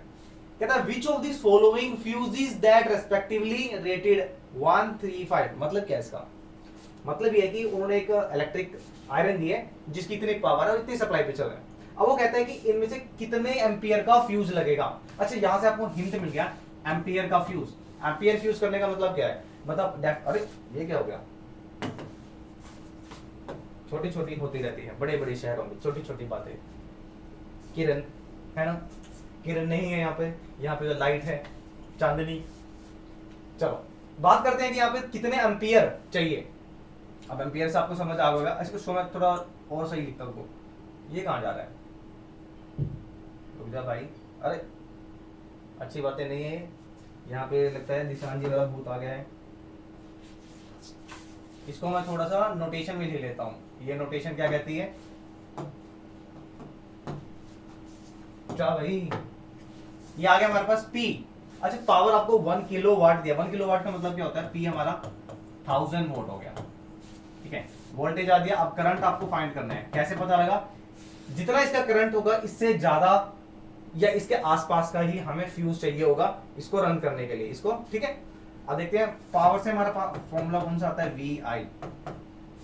अच्छा पावर हमारे पास है 1000 और ये आ गया हमारे पास 220 वोल्ट इंटू करंट, यहां से 0 कैंसल, 100/22। अच्छा अगर ये 20 होता, ये अगर 20 होता तो 20 से यहां से कैंसिल होकर 5 एम्पियर आ जाता, लेकिन ये 22 है तो लगभग लगभग हमारा 4 से तो लेस आएगा, 4.8 कह लो या 4.7 एम्पियर कह लो। अब हमारे पास जो करंट आ रहा है वो 4.8 एम्पियर अप्रोक्सीमेटली आ रहा है। मैंने इसे रफली सोल्व किया है, ठीक है, आप पूरा कैलकुलेट करके देखना 4.9 है या 4.7 है। अब वो पूछ रहा है कि इनमें से क्या हम 1 एम्पियर का फ्यूज यूज कर सकते हैं, नहीं कर सकते। 3 एम्पियर का नहीं कर सकते, तो 5 एम्पियर वाला करेंगे फ्यूज हम यूज। सिंपल क्वेश्चन, ठीक है। देखो पावर के ऊपर मेरे को लगता है कि शॉर्ट क्वेश्चन अगर 2 मार्क्स में पूछ रहा है तो पावर एक इंपॉर्टेंट टॉपिक है, ठीक है, 2 मार्क्स के क्वेश्चन में। और सैंपल पेपर में 1 मार्क्स में पुट अप किया हुआ है, यानी आप कह सकते हैं कि शॉर्ट क्वेश्चन आपका पावर से आने के पूरे चांस लग रहे हैं, शॉर्ट क्वेश्चन इलेक्ट्रिसिटी से। और दूसरा इंपॉर्टेंट टॉपिक यहां हमेशा मैं कहता हूं, register in series and register in parallel, series parallel, यहां से क्वेश्चन। और सीरीज पैरेलल का कभी भी एक साथ मतलब अलग अलग नहीं देगा, कॉम्बिनेशन देगा आपको। थर्ड क्वेश्चन है फैक्टर अफेक्टिंग रेजिस्टेंस, ठीक है। तो ये 3 टॉपिक से आपके न्यूमेरिकल ज्यादा बनते हैं, ध्यान रखना इस चीज का। अच्छा आलो फैक्टर अफेक्टिंग की बात कर रहे थे और question comes to you. Slide चल रही है, बढ़िया, चलो। The figure given shows the 3 cylindrical copper conductor along with their faces area and length. यहां पे इसकी लेंथ दे दिया है, एरिया दे दिया है, इसका लेंथ, इसका एरिया, इसका लेंथ, इसका एरिया। क्या कहता है, compare the resistance and resistivity of 3 conductor, justify your answer. इसका रेजिस्टिविटी और रेजिस्टेंस निकालना है, ठीक है। तो सबसे पहले अगर हम रेजिस्टेंस निकाल लेते हैं तो हमें क्लियर हो जाएगा। देखो लेंथ और एरिया, यहाँ पे लेंथ को ट्रिपल कर दिया है, एरिया को 3 टाइम्स कर दिया है। स्पेस छोड़ा है हमने, देखते हैं, छोड़ा है तो देख लेते हैं। सबसे पहला जो कंडक्टर है, ये हमारा फॉर्मूला होता है R1 = ρl/a, लेंथ 1 लेंथ 2। चलो इसको थोड़ा सिंपल कर लेते हैं, इतना टिपिकल नहीं करते हैं। हमारा जो रेजिस्टेंस 1 है ρLA, इसमें लेंथ हमारी L है, एरिया A है। दूसरे वाले केसेस की अगर बात करते हैं, रो रेजिस्टिविटी की बात नहीं करी है, ठीक है। लेंथ की बात करते हैं तो लेंथ को क्या कर दिया इन्होंने, 3L कर दिया है। एरिया को क्या कर दिया है, थ्राइस कर 1/3 कर दिया है, ठीक है। थर्ड केस की बात करते हैं, इसका रेजिस्टेंस की जब बात करेंगे, लेंथ को 1/3 करा है, एरिया को 3 टाइम्स। थर्ड केस देखते हैं, थर्ड केस में एरिया को 3 टाइम्स, रो लेंथ को 1/3 और एरिया को 3 टाइम्स कर दिया है। अच्छा आप डायरेक्टली मत लिखना भाई, ठीक है, मैं तो ये सोल्व करने के लिए लिख रहा हूं, लेकिन जब आप पेपर में अटेम्प्ट करेंगे तो प्रॉपर लिखेंगे कि जो फर्स्ट केस है, यहाँ केस 1 में नाम देना, केस 1 में लेंथ आपकी L है, एरिया आपका A है, तो रेजिस्टेंस हमने दे दिया R1। ये पूरा प्रॉपर लिखना है आपने, इसी के मार्क्स मिलेंगे आपको। यहाँ पे भी सेम ऐसी ही है, लेंथ आपकी कितनी आ गई यहाँ L/3L, एरिया कितना आ गया आपका, एरिया आपका आ गया A/3। सेम है थर्ड केस में लिखेंगे कि लेंथ आपके पास क्या आ गई, L डबल डैश कर लीजिए, लेंथ आ गया आपके पास L/3, एरिया आपके पास आ गया 3। ये पूरा लिखना है आपको, इसी के मार्क्स मिलते हैं आपको स्टेप वाइज, इसे बोलते हैं स्टेप बाय स्टेप मार्किंग। चलो अब इस रेजिस्टेंस की बात करते हैं R1 की। ये तो हमारे पास सिंपल है, रो L/A, यहाँ पे कोई नंबर नहीं है। इसकी बात करते हैं अगर R2 की, ये 3 रो L, अच्छा नीचे A था, ये 3 ऊपर चला जाएगा तो ये हो जाएगा 9। तो यानी हमारे पास R2 कितना आ गया 9 इंटू, अरे ये क्या हो गया, अरे ये क्या हो गया, कोई बात नहीं, ब्रैकेट चेंज कर रहा था उसमें, ये आ गया रो L/A। ठीक है, अब थर्ड केस की बात करते हैं। यहां हो गया R3 रो L/A, अच्छा ये हो गया 3 इंटू 3 9, इसको मैं ऐसे लिख सकता हूं, ये हमारे पास हो गया 1/9 रो L/A। अच्छा एक बार चेक कर लेते हैं कहीं मिस्टेक तो नहीं है हमारे पास। ठीक है, सेकंड वाले केस में लेंथ 3 गुना थी, यानी 3 टाइम्स थी, लेंथ हमारी 3 टाइम्स थी, एरिया हमारा A/3 था, तो ये हमारा लेंथ 3 टाइम्स थी, एरिया A/3, ये 3 जाएगा ऊपर की तरफ मल्टीप्लाई तो 9 टाइम्स हो गया। इसमें इसका रिवर्स है बिल्कुल। अच्छा अगर हम देखते हैं यहां से, इसको फर्स्ट मानते हैं, इसको सेकंड और इसको थर्ड। ठीक है, तो R1 यहां से क्या पता लग रहा है, हम रो L/A की जगह R1 भी तो लिख सकते हैं, R2 is equal to 9 row L/A की जगह R1 आ गया। सेम एज R3 हमारे पास क्या होगा, R3 हमारे पास होगा 1/9 R1। ठीक है, तो R1, R2 और R3 की वैल्यू हमें पता लग गई है। अब यहां से क्लियरली विजिबल होगा कि सबसे ज्यादा रेजिस्टेंस किसका होगा, R1 का, उसके बाद रेजिस्टेंस किसका होगा, उसके बाद रेजिस्टेंस होगा हमारे R1 का नहीं, ये हमारे R2 का, फिर R1 का, और सबसे कम रेजिस्टेंस यानी 1/9 होगा हमारे R3 का। R3 का सबसे कम 1/9, उससे ज्यादा 1 R1 का, और सबसे ज्यादा 9 टाइम्स। ये हो गया हमारा रेजिस्टेंस का सीक्वेंस, ज्यादा कम कम, यानी हमने डिक्रीजिंग ऑर्डर में लगा दिया। इसको आप मेंशन कर सकते हैं कि सबसे ज्यादा रेजिस्टेंस किसका है, सबसे कम किसका है, और मीडियम किसका है। अच्छा रेजिस्टिविटी की बात करते हैं, यहाँ पे क्वेश्चन में पुटअप किया होता है कि रेजिस्टिविटी और रेजिस्टेंस दोनों बताने हैं। ठीक है, तो रेजिस्टिविटी अगर स्पेशल केस देखें, कंसेप्ट अगर पूरा आपने डीप स्टडी करा होगा इलेक्ट्रिसिटी का, तब आपको पता लगेगा। R is equal to rho L/A होता है हमारे पास। ठीक है, अगर लेंथ को 1 मीटर करते हैं, लेंथ को 1 मीटर कर दिया और एरिया को 1 मीटर स्क्वायर कर दिया, रेजिस्टेंस हमारा इक्वल हो जाता है रेजिस्टिविटी की। तो जो रेजिस्टेंस की जो सीक्वेंस रहेगी वही रेजिस्टिविटी की रहेगी। ठीक है ना, तो यहाँ पे सबसे पहले जो इंपॉर्टेंट है रेजिस्टेंस की सीक्वेंस बनाना, किसका रेजिस्टेंस मैक्सिमम है किसका मिनिमम है, रेजिस्टिविटी आपको पता लग जाएगा। रेजिस्टिविटी हर मटेरियल के लिए फिक्स रहती है, ये भी ध्यान रखना। क्वेश्चन यहाँ से शॉर्ट क्वेश्चन अगर पूछता है, वैसे तो नहीं पूछेगा ही नहीं, क्योंकि वो शॉर्ट क्वेश्चन वाला पार्ट आपका खत्म टर्म 1 का। जो क्वेश्चन पूछ सकता है वो ये पूछेगा यहाँ से, तो ये पार्ट इंपॉर्टेंट है। मुझे अच्छा लगा क्वेश्चन, अच्छा है, डब्बे में डाल दो। चलो बढ़िया, नेक्स्ट क्वेश्चन, फिर इलेक्ट्रिसिटी। अरे वाह भैया, चलो कोई बात नहीं, ये भी कर लेंगे, जब इतने की हैं तो ये भी कर लेंगे। थोड़ा जल्दी करते हैं। Consider the following circuit. अच्छा 3 रजिस्टर दे दिया आपको, तीनों के तीनों सीरीज में लगे हुए हैं। ठीक है, 6 वोल्ट सप्लाई दी हुई है, यहाँ से की लगी हुई है, एमीटर और वोल्ट मीटर लगा हुआ है। एमीटर हमेशा सीरीज में लगेगा, वोल्ट मीटर हमेशा पैरेलल में लगता है रजिस्टर के। क्या कहता है, calculate the reading of ammeter and the voltmeter when the key K is closed, give reason to justify answer. आपको दोनों की रीडिंग बतानी है, एमीटर की भी और वोल्ट मीटर की भी, नहीं स्पेस छोड़ा। तो यही करते हैं हम थोड़ा सा। अच्छा रेजिस्टेंस, टोटल रेजिस्टेंस देखते हैं। रेजिस्टेंस हमारा सीरीज में है, तो टोटल इफेक्टिव रेजिस्टेंस क्या होगा, R1 plus R2 plus R3। इसको मैं अगर R1 मानता हूं, इसको R2 और इसको R3, तो टोटल रेजिस्टेंस हमारे पास हो जाएगा 5 ओम प्लस 8 ओम प्लस 12 ओम, ये आ जाएगा 25 ओम, हमारे पास R आ गया, ठीक है। V हमारे पास ऑलरेडी गिवन है, नीचे दिया हुआ है 6 वोल्ट। तो ओम्स लॉ के अकॉर्डिंग, ओम्स लॉ क्या कहता है, V is equal to I R. तो V is equal to I R, V की वैल्यू हमारे पास क्या है, V की वैल्यू हमारे पास 6 है, I आपको नहीं पता है, R आपका आ गया है 25, यहां से 6/25 एम्पियर करंट आ गया आपका, ठीक है। ये आ गया आपकी एमीटर की रीडिंग।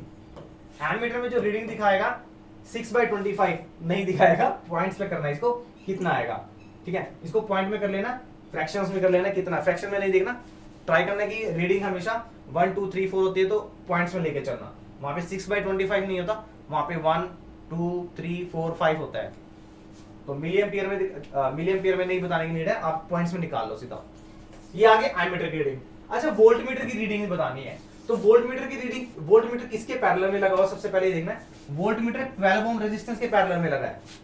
तो हम रेजिस्टेंस यहां लेंगे 12 ओम, करंट इस सर्किट में चल रहा है 6/25 एम्पियर। सर 6/25 क्यों लिए, भाई सीरीज के अंदर सेम करंट चलता है, ये बात ध्यान रखना, मैंने आपको बहुत बार बताई है कि करंट सीरीज में सेम चलता है, वोल्टेज चेंज हो जाती है, तो वोल्टेज इसकी अलग होगी। तो वोल्टेज आई इतना करंट चल रहा है, रेजिस्टेंस इतना है, तो वोल्टेज निकाल लीजिए, V is equal to I R, I into R. अच्छा ये 25 है, तो मैं अप्रोक्सीमेटली आंसर निकाल रहा हूं, आप पूरा करेक्ट आंसर निकालेंगे। ये 12 है, ये 25 है, तो ऑलमोस्ट 2 पे चला जाएगा, 3 एम्पियर। ये मैंने अप्रोक्स आंसर निकाला बच्चे, अप्रोक्स आंसर, बट ये 3 एम्पियर से थोड़ा सा कम आएगा, लगभग एम्पियर नहीं वोल्टेज आएगा, ये लगभग 2.9 आएगा आपका आंसर, 2.9 वोल्ट। मैंने ये रफली कट कर दिया कि 12 2 24 होता है, तो लगभग, तो आप जब कट करेंगे तो पॉइंट्स में आंसर आएगा आपका 2.87 या 85 या 2 अप्रोक्सीमेटली, रफली आप देखेंगे तो होल में ये 2.9 आएगा आपका आंसर, ठीक है। तो ये आपकी वोल्ट मीटर की रीडिंग आ गई। तो इस तरीके से क्वेश्चन करना है, पहले रेजिस्टेंस निकाल लो इफेक्टिव, वोल्टेज दी है, करंट निकाल लो, करंट आ गई, करंट जो आएगा एमीटर की रीडिंग है। वोल्ट मीटर की रीडिंग के लिए आपको वोल्ट मीटर का रेजिस्टेंस देखना पड़ेगा कितना है, क्योंकि वोल्ट मीटर की जो रीडिंग है, वोल्टेज होगी वो सीरीज में अलग अलग होती है, इसमें वोल्टेज अलग होगी, इसके अंदर अलग होगी। तो इसकी वोल्टेज के लिए इसका रेजिस्टेंस देख लिया, करंट तो सेम है, यहां से आप वोल्ट मीटर की रीडिंग निकाल सकते हैं, तो 2 पॉइंट समथिंग आपका आंसर आ जाएगा, ठीक है। चलते हैं नेक्स्ट क्वेश्चन पे। 13 क्वेश्चन है और ये हमारा लास्ट क्वेश्चन है, और इस क्वेश्चन को मैं चाहता हूं कि ये क्वेश्चन आप करें, क्योंकि बच्चों वाले क्वेश्चन और आप बचपन से करते आ रहे हैं। Management of waste is very important in the today's society, the generation of waste is getting doubled day by day, and as the population is increasing continuously, हो रही है जैसे और चाइना को पार कर जाएंगे इंडिया, ऐसा टारगेट रखते हैं, बट हमें ऐसा नहीं करना, बच्चे दो ही अच्छे। मोreover the increase in the waste affecting the life of many people, definitely waste अगर ज्यादा होगा तो डेफिनेटली हमारा जो लाइफ का सर्वाइवल डिफिकल्ट हो जाएगा। Differentiate between biodegradable and the non biodegradable substance, तो ये आंसर भी भाई बताने की नीड है क्या। तो बायोडिग्रेडेबल वेस्ट वो वेस्ट होता है which can be degrade or decompose by microorganism, and non biodegradable क्या होता है, which cannot be decompose। First point बन गया आपका यहां से, यानी फर्स्ट पॉइंट में आप यहां पे डेफिनेशन राइट करेंगे। सेकंड पॉइंट में जो बायोडी वेस्ट होता है वो इजीली डिग्रेड हो सकता है, इजीली डिग्रेड, बट नॉन बायोडी की अगर बात करते हैं, सो नॉन बायोडी वेस्ट डिग्रेड नहीं होगा, बहुत स्लोली होगा, मिलियंस ऑफ ईयर्स लगते हैं इसे होने में। इसको जब डिग्रेड करते हैं तो इसको यूज किया जा सकता है फॉर नर्चर द सोइल या for nutrient of soil, but इसको किसी भी तरीके से यूज नहीं किया जा सकता। ये लास्ट में क्या आ गया, जो प्लास्टिक बना हुआ है ये लास्ट में लैंडफिल करने के काम आएगा, वो भी बहुत मतलब मजबूरी हो जाएगी। तो यहाँ पे ऐसा कुछ नहीं है। थर्ड में, या थर्ड हो चुका है, फोर्थ में आप इसका एग्जांपल दे सकते हैं कि आपका बायोडी वेस्ट का एग्जांपल क्या, हस्क हो गया, स्ट्रॉज हो गए, वेजिटेबल पील्स हो गया, हाउस होल्ड वेस्ट हो गया। यहाँ पे आप देख सकते हैं कि डीडीटी, पेस्टिसाइड्स हो गया, प्लास्टिक्स हो गए, पॉलिथीन हो गया, ये सारे आपके नॉन बायोडी वेस्ट हो गए, ठीक है। तो ये क्वेश्चन मेरे अकॉर्डिंग आपका प्राइमरी क्लासेस से करते आ रहे हैं 6-7 से, तो आपको कर लेना चाहिए। कोशिश करना यहाँ पे पॉइंट्स में बना के लिखना। अब डिफरेंशिएट पूछा है तो डिफरेंशिएट का मतलब आपको ये क्वेश्चन टेबल में बना के करना है, और पेंसिल का यूज जरूर करें, स्केल का, रिप्रेजेंटेशन क्वेश्चन का अच्छा होना चाहिए। चलो नेक्स्ट पार्ट देखते हैं इसका। नेक्स्ट पार्ट भी बहुत बार पूछा हुआ है सैम्पल पेपर्स में और इजी है। कह रहा है list 2 changes in habit that people must be adopt to dispose the non बायोडी waste for the saving the environment. पिछले सैंपल पेपर में क्या पुट अप किया होता है अरियंत और एजुकार्ड में की list 2 alternative method how can we change the environment by disposing the non बायोडी वेस्ट। क्वेश्चन सेम है, सेंस सेम है। आपको कौन कौन से मेथड यूज करने हैं, कोशिश करना चाहिए कि जितना भी हमारा नॉन बायोडिग्रेडेबल वेस्ट है उसको हम रिसाइकल कर सके। ठीक है, थर्ड वन, और क्या अल्टरनेटिव मेथड यूज कर सकते हैं जो इंपॉर्टेंट है, incineration.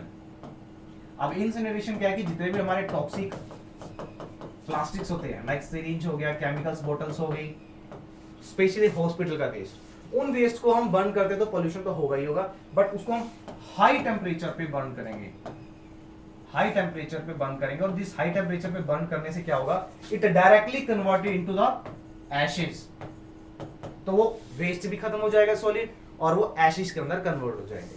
So that process is called incineration. ठीक है, तो नॉन बायोडिग्रेडेबल वेस्ट को हम कैसे डिस्पोज कर सकते हैं, इंसिनरेशन प्रोसेस को फॉलो करके एंड रिसाइकल। कोशिश करो कि जो प्लास्टिक की बोतल है, कोल्ड ड्रिंक बोतल्स है, उसको हम प्लांट स्पॉट बना लें, जब तक वो डैमेज नहीं होता। डैमेज तो क्या होगा, जब तक वो कटता या टूटता नहीं है। ठीक है, तो उसको रिसाइकल करने की कोशिश करो, रीयूज करने की कोशिश करो, उसे रीयूज भी करो। चलो स्लाइड देख लेते हैं, चल भी रही है कि नहीं। अब हमारा आ गया केस स्टडी का। चलो अब केस स्टडी का मेरे अकॉर्डिंग भी मुझे ऐसा लगता है कि इस पार्ट से आप बहुत अच्छा सेक्शन, इस सेक्शन को बहुत अच्छे से कर सकते हैं। रीजन भी, जितने भी केस स्टडी के क्वेश्चन है वो सारा एनसीईआरटी कांसेप्ट से आएगा। एनसीईआरटी अगर आपने रीड करी है, कोई बात नहीं भी करी है, तो आपको यहाँ पे पैराग्राफ देगा, उस पैराग्राफ से आपको हिंट मिल जाएगा। बट अगर आपने कंसेप्चुअल नॉलेज पे फोकस नहीं किया है तो वन शॉट देख लेना भाई मेरे। ठीक है, वन शॉट आपको कहां से मिलेंगे, ये वन शॉट सारे आपको प्लेलिस्ट से मिल जाएंगे। ठीक है, प्लेलिस्ट सर्च कर लेना मेरी, वहां पे आपको वन शॉट मिल जाएगा।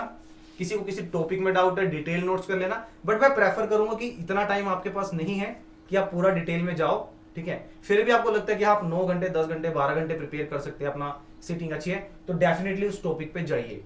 ठीक है, केस स्टडी आपका फ्री वाला मार्क्स है, पोर्शन है, थोड़ी सी मेहनत लगेगी एक बार, लेकिन आपका कंसेप्ट अगर क्लियर है तो डेफिनेटली आपको आंसर मिल ही जाएगा। ठीक है, चलो 2 क्वेश्चन यहां से आने वाले हैं हमारे पास, 2 क्वेश्चन आएंगे, question number 14 and question number 15। चलो देखते हैं नेक्स्ट क्वेश्चन। हमारा जो क्वेश्चन फर्स्ट पार्ट आएगा, और अब तक का अगर नोटिस किया गया है तो जितने भी सैंपल पेपर उठाओगे तो हेरिडिटी से इस पे क्वेश्चन बन रहा है। A blue color flower plant denoted by capital B bred with a white color flower plant denoted by small b, यानी स्मॉल बी और कैपिटल बी क्या है, जीन्स बता दी है।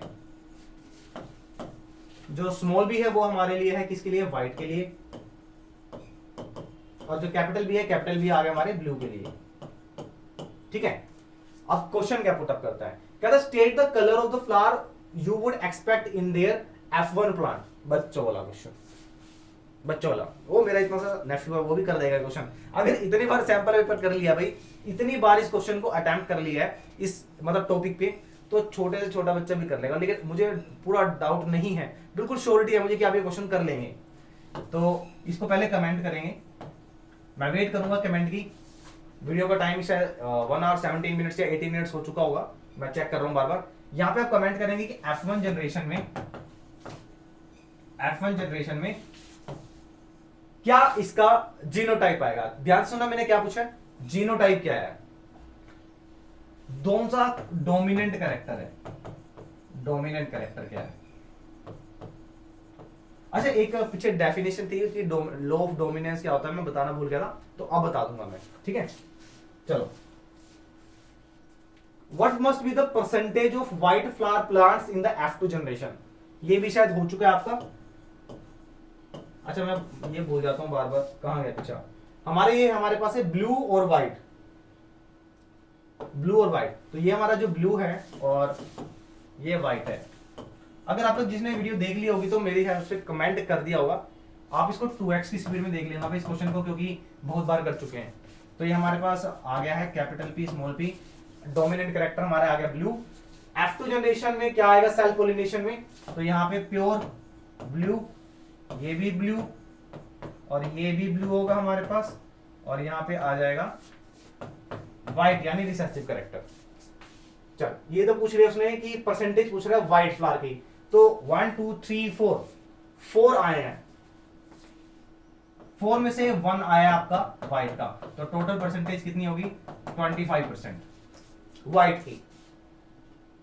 State the expected ratio of genotype capital B and capital B small b in F2 generation. अच्छा यहाँ पे कहीं पे भी इसके बारे में बात नहीं करी है, ठीक है। अब जीनोटाइप जब आप बताएंगे यहाँ पर, तो जीनोटाइप ध्यान से सुनना, क्वेश्चन में क्या पुटअप किया है, यहाँ पे गलती मत कर देना, फ्री के मार्क्स जरूर है लेकिन कंसेप्ट पूरा स्टडी करना है कि क्या पूछा है।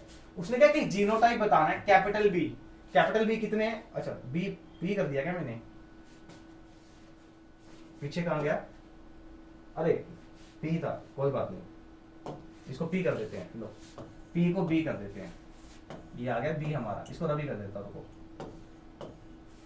चलो इसको थोड़ा सा चेंज कर देता हूं मैं, मेरी मिस्टेक है, अरे हो जाती है भाई, आप लोग कमेंट तो करते नहीं हो ही जाती है फिर। Capital B small b capital B कहां गया, अच्छा स्मॉल बी चलो। अच्छा वो कहता है कि जीनोटाइप बताना है इसका, ये कितने हैं, ये तो एक ही रहेगा, and capital B small b, तो कैपिटल B और स्मॉल b वाले कितने हैं हमारे पास, ये 2 हैं, तो रेशो आपकी 1:2 आएगी, ना कि 1:2:1। इस चीज का ध्यान रखना, ठीक है। चलो सी पार्ट, पानी नहीं पिया भाई, कर लेते हैं, फिनिश होने वाला है, जल्दी करते हैं। State the type of the plants which are not found in the F1 generation. तो F1 जनरेशन में कौन सा नहीं आया, पूरा राइट करेंगे आप। F1 जनरेशन में आपका रिसेसिव ट्रेट नहीं आएगा, रिसेसिव ट्रेट, और रिसेसिव ट्रेट आपका कौन सा था, यानी व्हाइट वाला। But appear in the F2 generation, right the reason for the same. Reason क्या आएगा इसका, रीजन रहेगा law of dominance,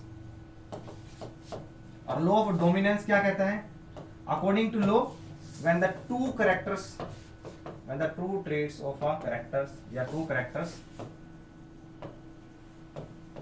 are manifest or crossed, then one of them is manifest in next progeny। Next progeny में सिर्फ वही आएगा जिसकी dominancy है, that is called dominant character, that is called dominance character, dominant character. भाई एक white वाला था, एक ब्लू वाला था, लेकिन कौन सा आया, ब्लू वाला कैरेक्टर ही आया, जस्ट बिकॉज कि ब्लू वाले कैरेक्टर की डोमिनेंसी थी, that is called dominant character and which can not be express. यहां पे एक लाइन और लिख सकते हैं आप, द कैरेक्टर, जहां लिख लेते हैं, थोड़ा सा एक एक्स्ट्रा लाइन लेते हैं हम, the characters which can express itself in F1 generation is called dominant character।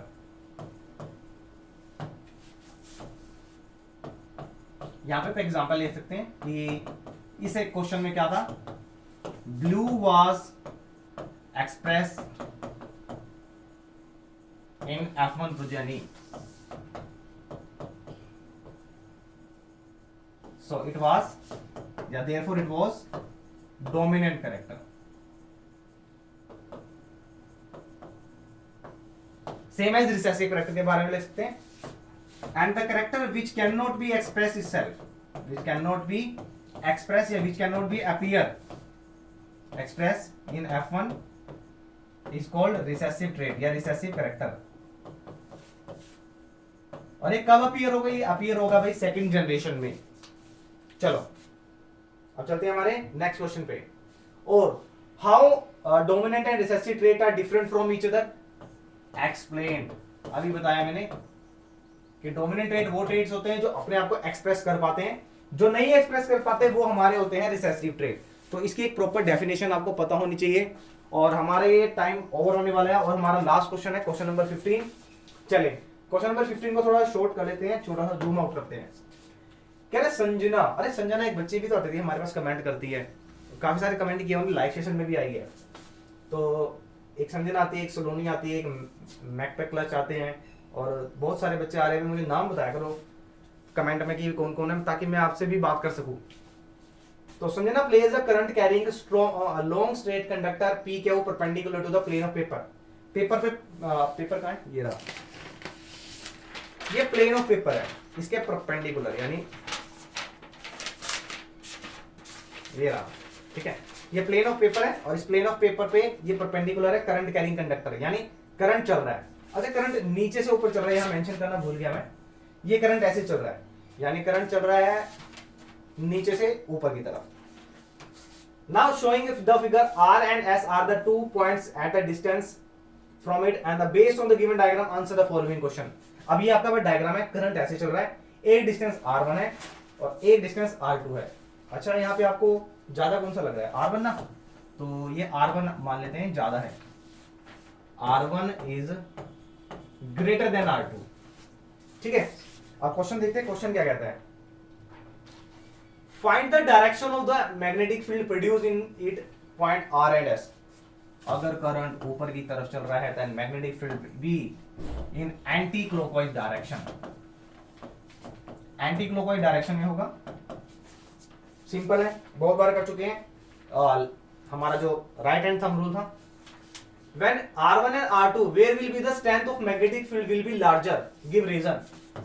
ये करंट चल रहा है, ये वाला डिस्टेंस ज्यादा है बेटा, ये डिस्टेंस कम है, और magnetic field line is always या magnetic field strength is always stronger near the current carrying conductor. So current carrying conductor के नियर कौन सा पॉइंट है, R2।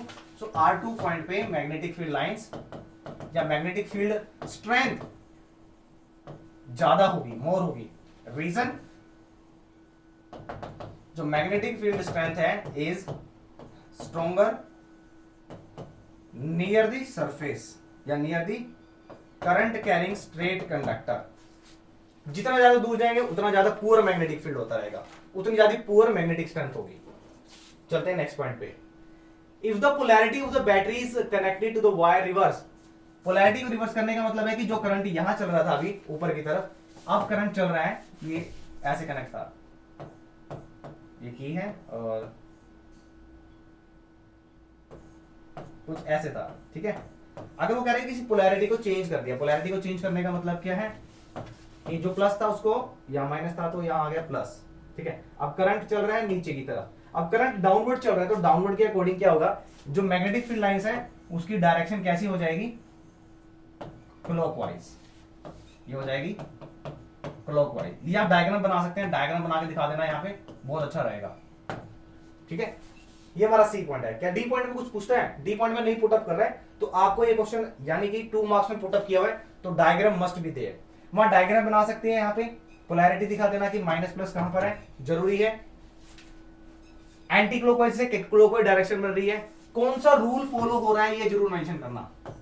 ये आप मुझे कमेंट भी करेंगे, मैंने आपको जस्ट बताया भी है, कमेंट करेंगे कि कौन सा, मैं ऑप्शन दे रहा हूं, ऑर्स्टेड का, फैराडे का, मैक्सवेल का या फ्लेमिंग का, किसने ये बताया था, किसका ये रूल है, ये आप मुझे कमेंट करेंगे। भाई पता होना चाहिए, इतनी सारी प्रैक्टिस हो गई है तो आपको अब तो पता लग जाना चाहिए। तो मैं वेट करूंगा आपके कमेंट की, कमेंट करेंगे कौन सा रूल यहाँ पे अप्लाई हुआ है, फ्लेमिंग का हुआ है, ऑर्स्टेड का, फैराडे का या मैक्सवेल का। चलो नेक्स्ट और पार्ट में क्या कहता है, explain the rule which is used to find the direction of magnetic field straight conductor. ये 2 मार्क्स में ऑप्शन में पुटअप किया हुआ है, बट मैं नहीं बताऊंगा, ये मैंने आपको बोला है कि कमेंट करेंगे आप, और कमेंट सेक्शन में मैं वेट करूंगा सभी की इसके आंसर की। भाई मुझे भी अच्छा लगता है जब आप कमेंट करते हो, मेरे से बातचीत करते हो, मुझे पता लगता है कि हाँ आप लोग मेरे साथ इंटरेक्ट हो रहे हैं। अब आपके लिए इतनी मेहनत कर रहा हूँ, स्लाइड्स बना रहा हूँ, तो मेरे को भी थोड़ा सा रिस्पॉन्स दो कि हाँ आप लोग वहां पर हैं, मुझे देख रहे हैं, सुन रहे हैं, पढ़ रहे हैं टॉपिक्स को। So this is all about your sample paper 1 और सैंपल पेपर 2 भी रेडी है, आपको जल्दी मिल जाएगा, बट उसके लिए थोड़ा सा वेट करना पड़ेगा, बिकॉज ऑलरेडी मैथमेटिक्स से पेपर आपकी प्रिपरेशन चल रही है। दीक्षांत sir is already working for you only, आपके लिए बहुत हार्डवर्क कर रहे हैं, बिना सोए कर रहे हैं, बहुत ट्रैवल करते हैं, तो थोड़ा सा एफर्ट्स आपका रहेगा उसमें। बट मैं चाहता हूँ कि साइंस की प्रिपरेशन के लिए जो आपके 4 डेज हैं उसमें कुछ बच्चों ने ओसवाल की डिमांड की थी, वो पूरी कर दी है मैंने। एक हो गया, दूसरा भी आपको अपलोड मिल जाएगा, ठीक है। सो बेटा मिलते हैं ब्रेक के बाद, टाटा बाय बाय, अपना ध्यान रखिए और जुटे रहिए टर्म 2 के 40/40 के टारगेट में। कोशिश पूरी करनी है, एफर्ट में कमी नहीं आनी चाहिए कि 40 आए ना आए डजेंट मैटर, बट आपके एफर्ट में कमी नहीं होनी चाहिए। चलो मिलते हैं ब्रेक के बाद।